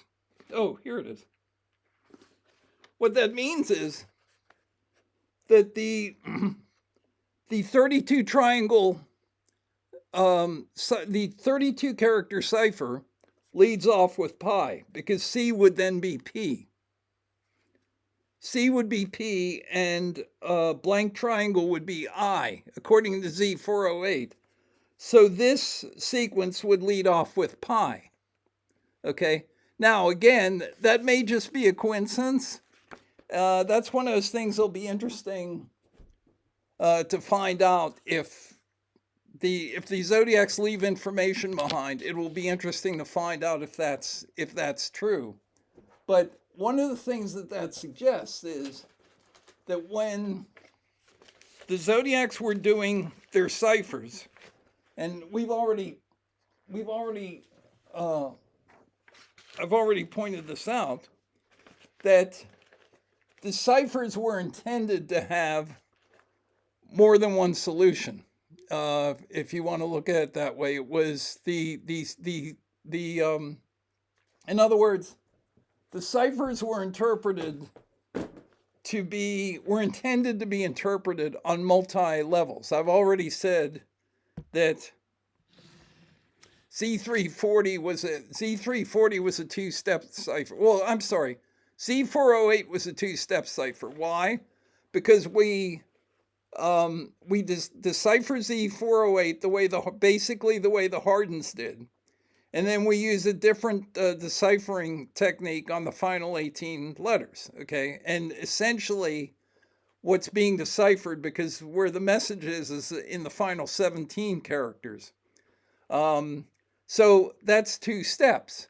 But again, if you go to Dave Aranchek's episode 5 and look at his deciphering of Z340, how many steps do they use? 2. Okay. First, they untranspose Z340 into what the original sequence was. Okay. And then they use AZ decrypt to convert those symbols to letters. Okay, so it's a two-step cipher, just as I'm saying Z408 is, and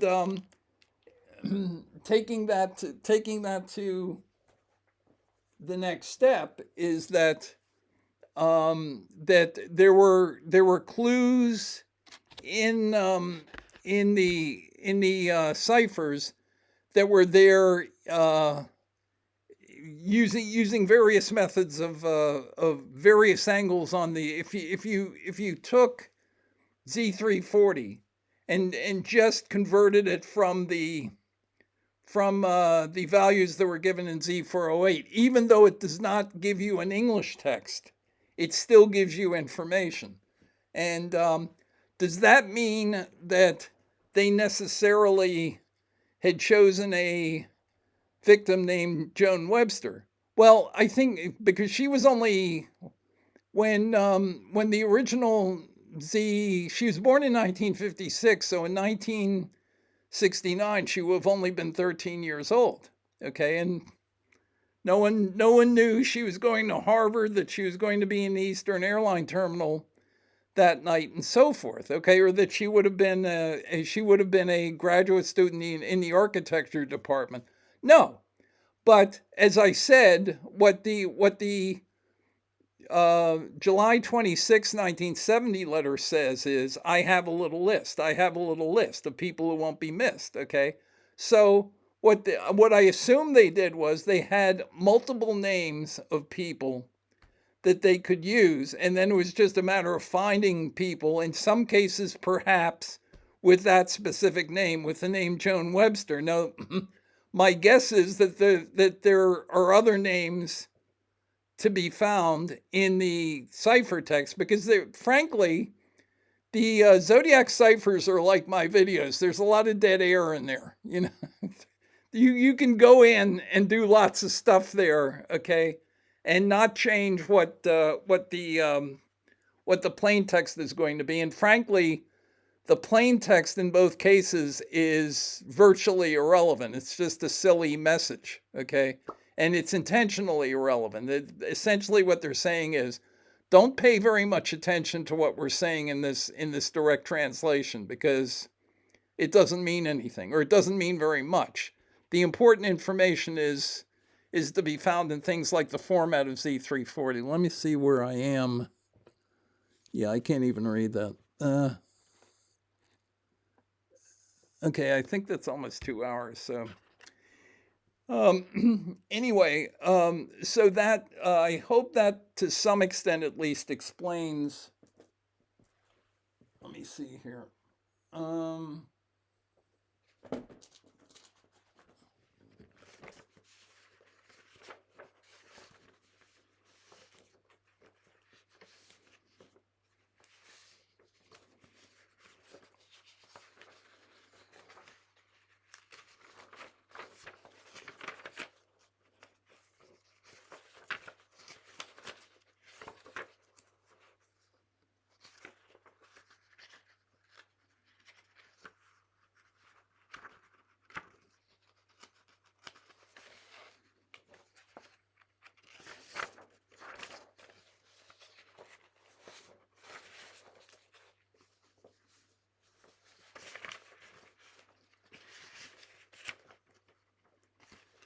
Oh, okay, here we go. I hope that to some extent explains where I got this. Okay, that's the terminus triangle. That's where I got BM12 here. And what's funny is the Zodiacs were basically giving us 2 of the 3 points of the triangle. But again, to get to BM12, I think you pretty much had to have access to the book Time 17. That would explain why Gareth Penn was so upset when American Mensa cut him off of being able to advertise his book in any Mensa publications, and took people like myself I had my 2 special interest group newsletters where he could advertise, and I could also contact. There were, I don't know, 100 special interest groups in Mensa at the time, something like that. And I was able to contact my fellow special interest group moderators and ask them, would you be willing to advertise Gareth's book in your newsletter? And some of them were willing to do that. Some weren't. So...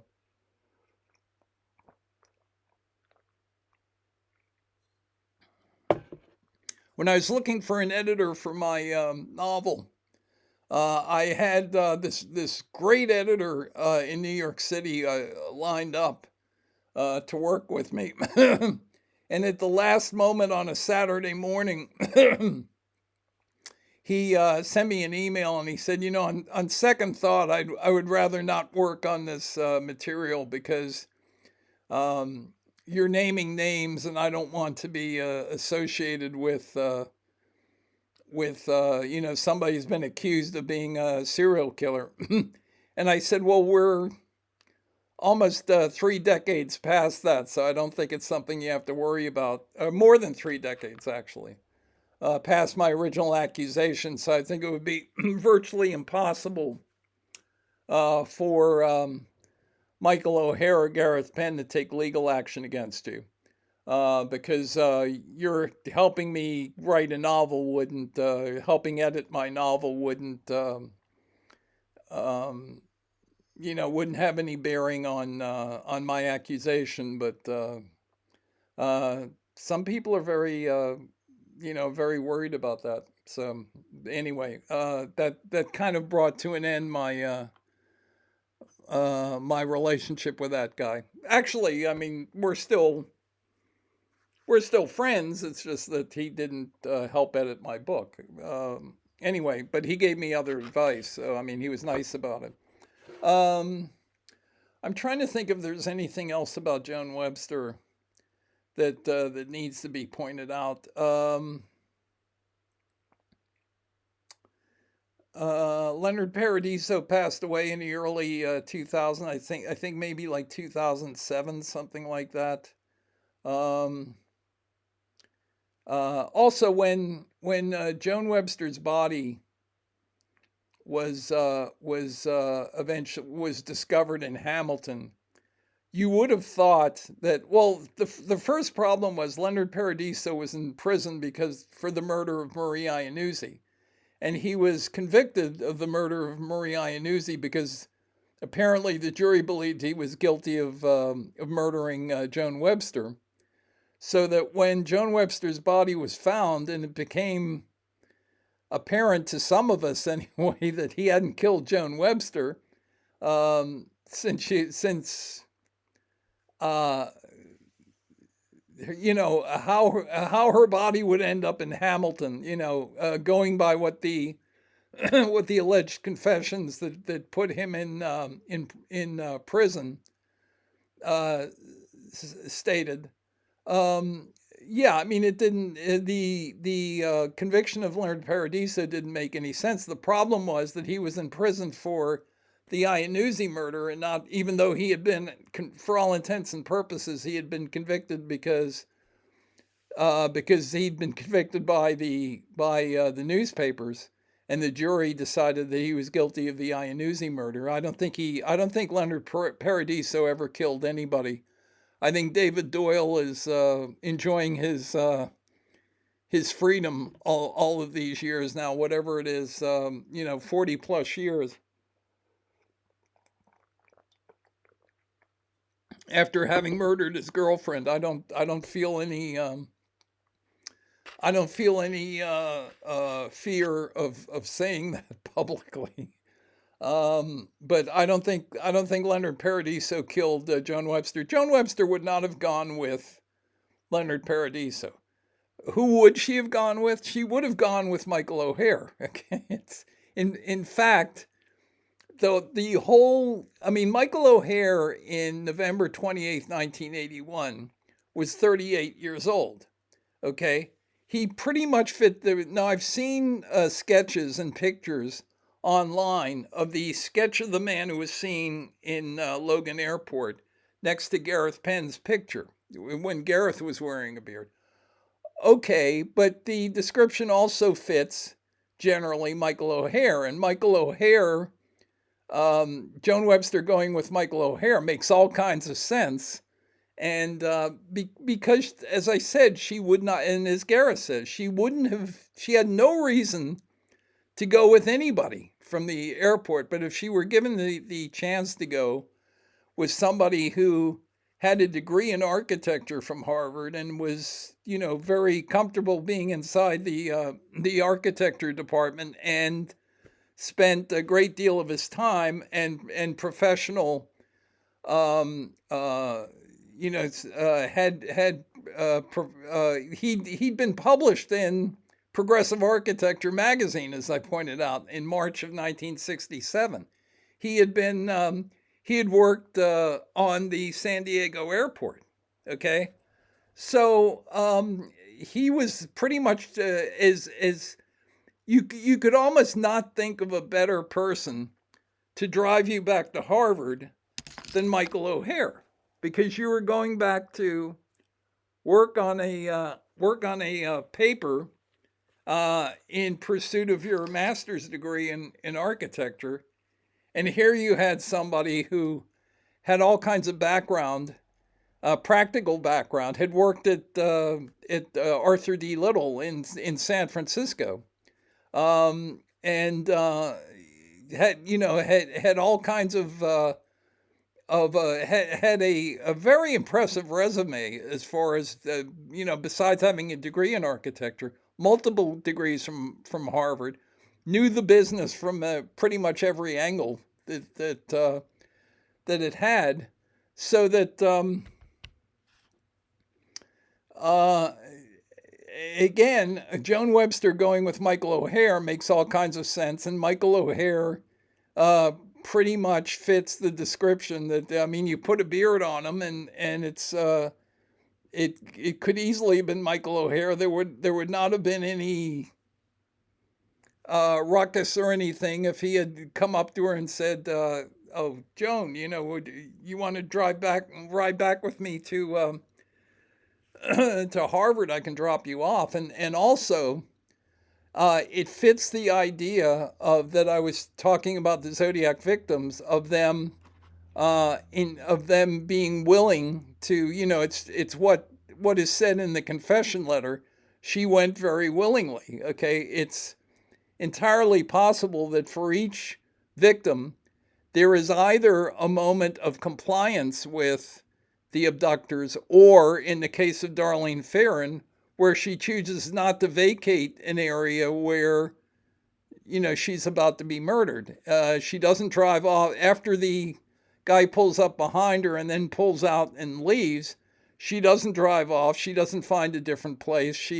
Even though they, according to Michael Magoo, they had been herded into the parking lot, she stays there. So there's an element of willingness on the part even of somebody like Darlene Ferrin, so that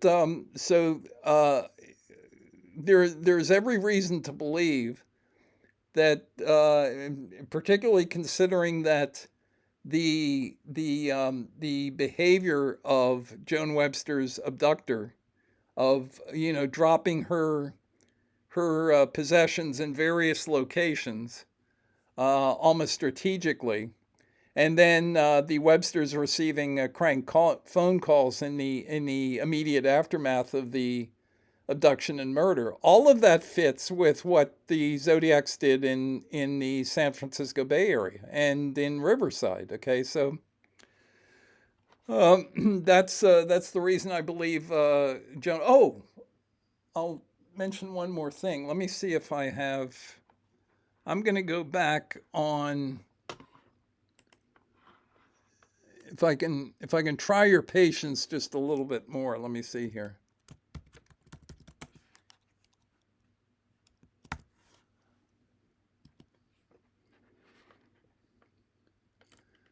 Let me go back to where we were before.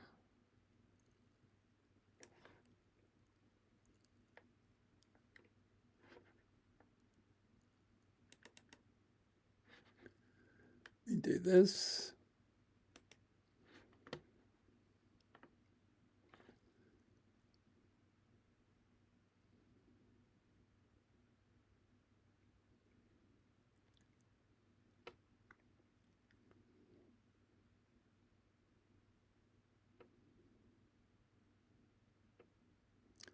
Let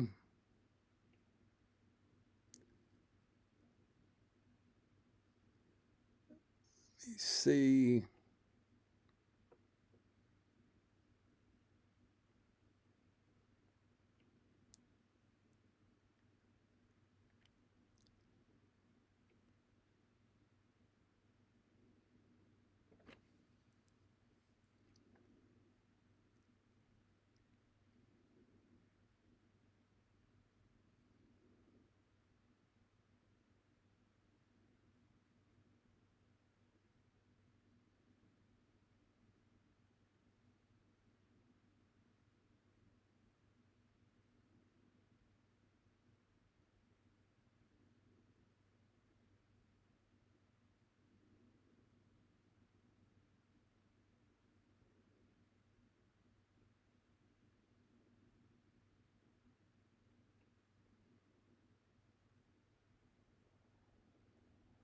Oh, okay.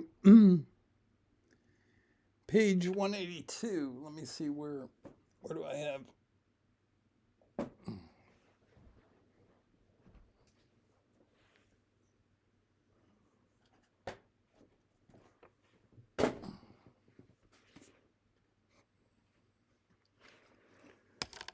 Uh,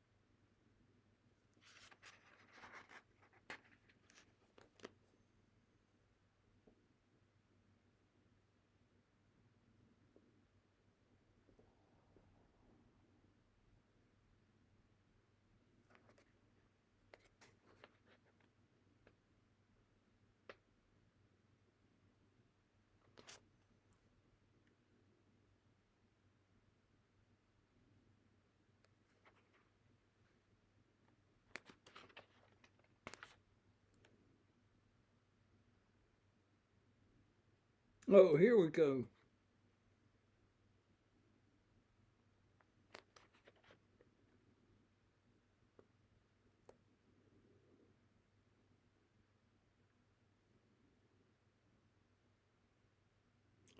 Okay, here's what happened. Gareth Penn was able to talk the people who were like following uh, his writings, his articles and so forth. He had found a spot in uh, out in the sticks somewhere that he thought was significant and that he thought might be the burial place of Joan Webster. Okay, all of this is play acting basically. Here's what he says on page 182 of Time 17. I talked Allen into getting Whit Caldwell as a private investigator to have the spot dug up. On the 24th, the same day on which the last series of calls came, the area enclosed by the little picket fence was dug down to about 4 feet. There wasn't anything there but tree roots. It cost $400. It was at this point that Allen began to grow visibly tired of Joan Webster. When I talked with him about it, he sounded irked. I could just hear him thinking about an endless series of $400 craters all over the Commonwealth of Massachusetts. But it seemed to me now that this was really just the beginning. The spot marked by the little picket fence was the jumping off point. Okay, well,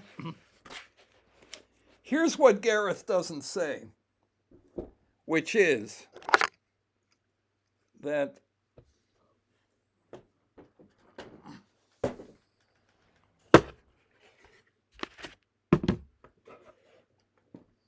we go.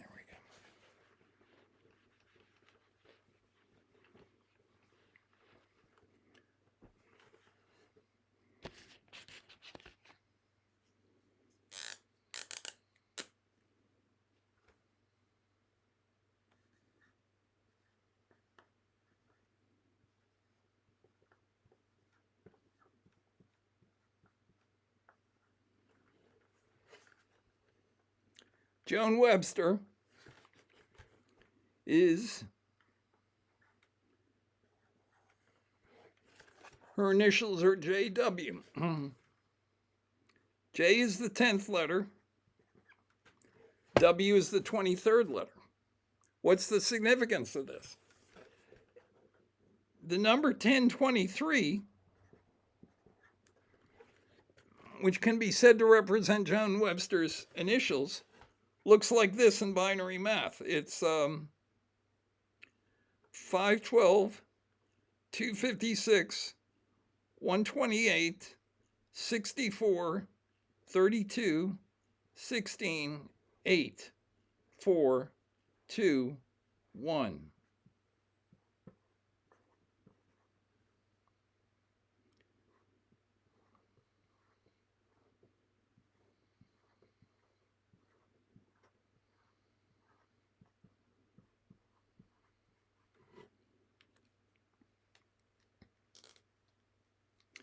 2 to the 10th power is this number, is this binary number right here. It's 1024, 512, 256, 128, 64, 32, 16, 8, 4, 2, 1. In other words, none of those numbers are added, and you start with 1024, which is 2 to the 10th power, and you get 1024.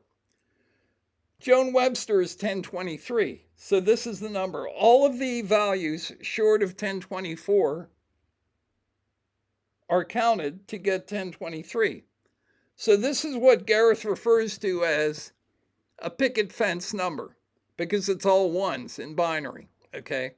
So when Gareth tells his cohorts that Joan Webster's that the burial site of Joan Webster can be found inside a picket fence, he's talking about this. He's talking about it can be found inside her name. And the reason for that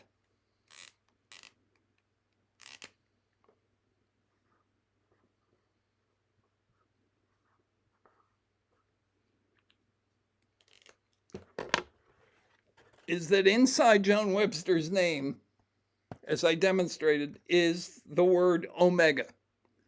And by locating Omega in the 32-character cipher, June 26, 1970, that's locating it in comparison to the invisible geometry that Gareth points to. You had to have a copy of times 17. No copy of times 17, you can't solve the puzzle. Fortunately, I had a copy, okay, and I knew Joan Webster was Omega. I knew the Omega symbol was significant, and I decided that that meant that the placing of Joan Webster's body was at benchmark 12. Now, although I wasn't able to get Suffolk County DA's office to let me dig up that space, which I showed you,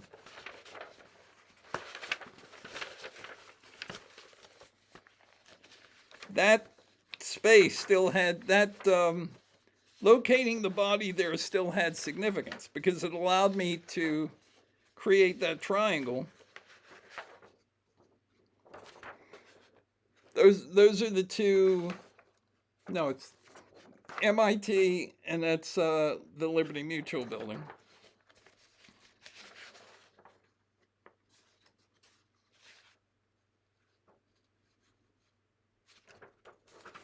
That's the triangle on the map. That's the MIT Tower. That's, MIT Tower, Liberty Mutual building. That's benchmark 12.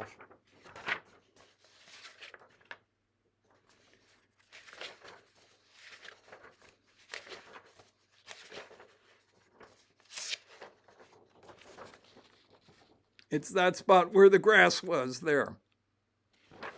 That's where she was buried. So being able to, even though Suffolk County DA's office would not let me dig that up, that at least they allowed me to figure out what the terminus triangle was and to prevent the terminus event from happening on Friday, August the 11th, 1989. Okay, so anyway, I think it's over 2 hours. I think I've gone on long enough, as usual. I usually go on long enough, if not too long. I'm not sure what the next thing I have in my book is a chapter on the letters, so I don't know whether I will do that or I'm not sure what the next video is going to be. I'll find out when you find out, basically. Okay, but that's pretty much what we have for tonight's episode. And it is now December 9th. Oh, December 8th was the feast of the Immaculate Conception, which is the Immaculate Conception of Mary, not of Jesus. So. I'm agnostic, but on the other hand, you never stop being Catholic, so, what can I say? I used to watch, EWTN used to have the show. They may still have the show, but it's not the same.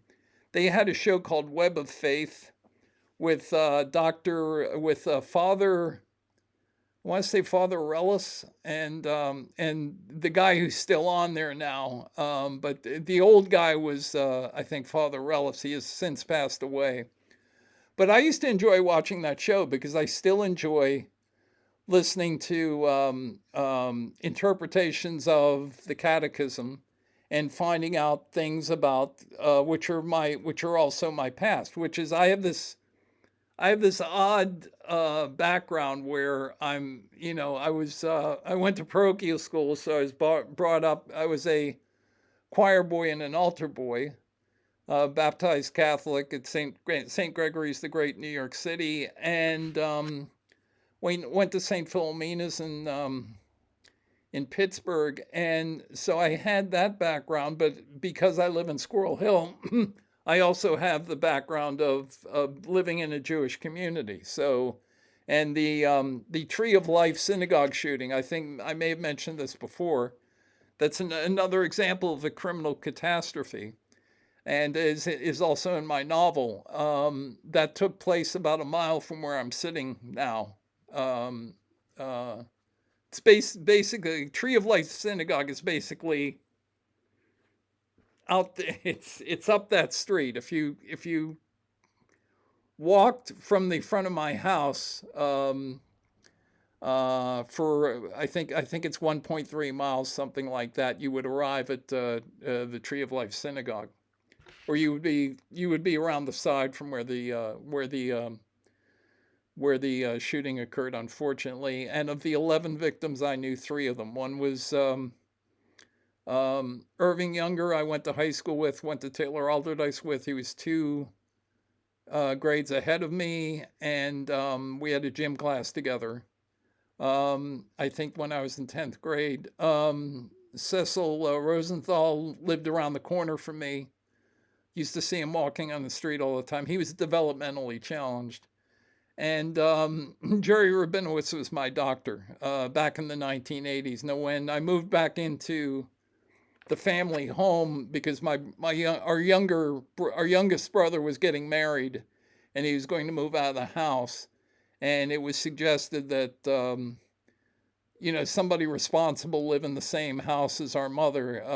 I moved back in, so moved back into the house, so that I thought at that time it probably made more sense for me to have the same doctor as my mother had, or at least I had a doctor in the same facility as my mother. So at that point, I switched doctors. But prior to that, Jerry Rabinowitz had been my doctor. Um, anyway, so that's the background of the Joan Webster, uh, um, the significance of Joan Webster within the Zodiac project. Um, my voice seems to be okay, so maybe I can do that debate that we talked about earlier. Uh, I will send an email and find out that if that's still on. If it is, we can, I guess we can have some fun debate time, especially since I don't have to do any more on Ned's channels. um, I One of the things I thought was funny was when Ned said that he tried to set up some sort of roundtable discussion, and it was going to have, like, I think he ended up with 5 people or something like that. And he said it was almost impossible to get to 6 people because too many people in the Zodiac online community hated each other's guts. Okay, so uh, I don't.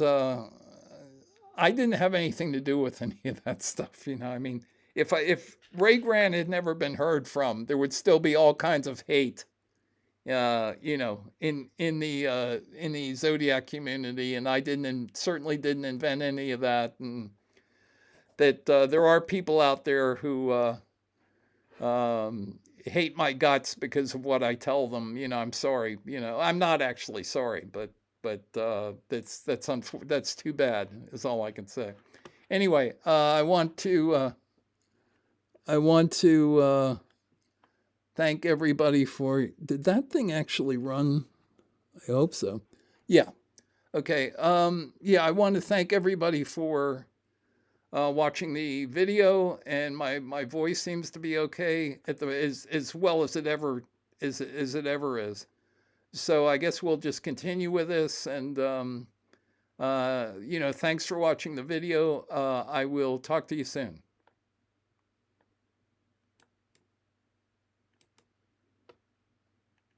This, if I can ever shut this thing off. Here we go.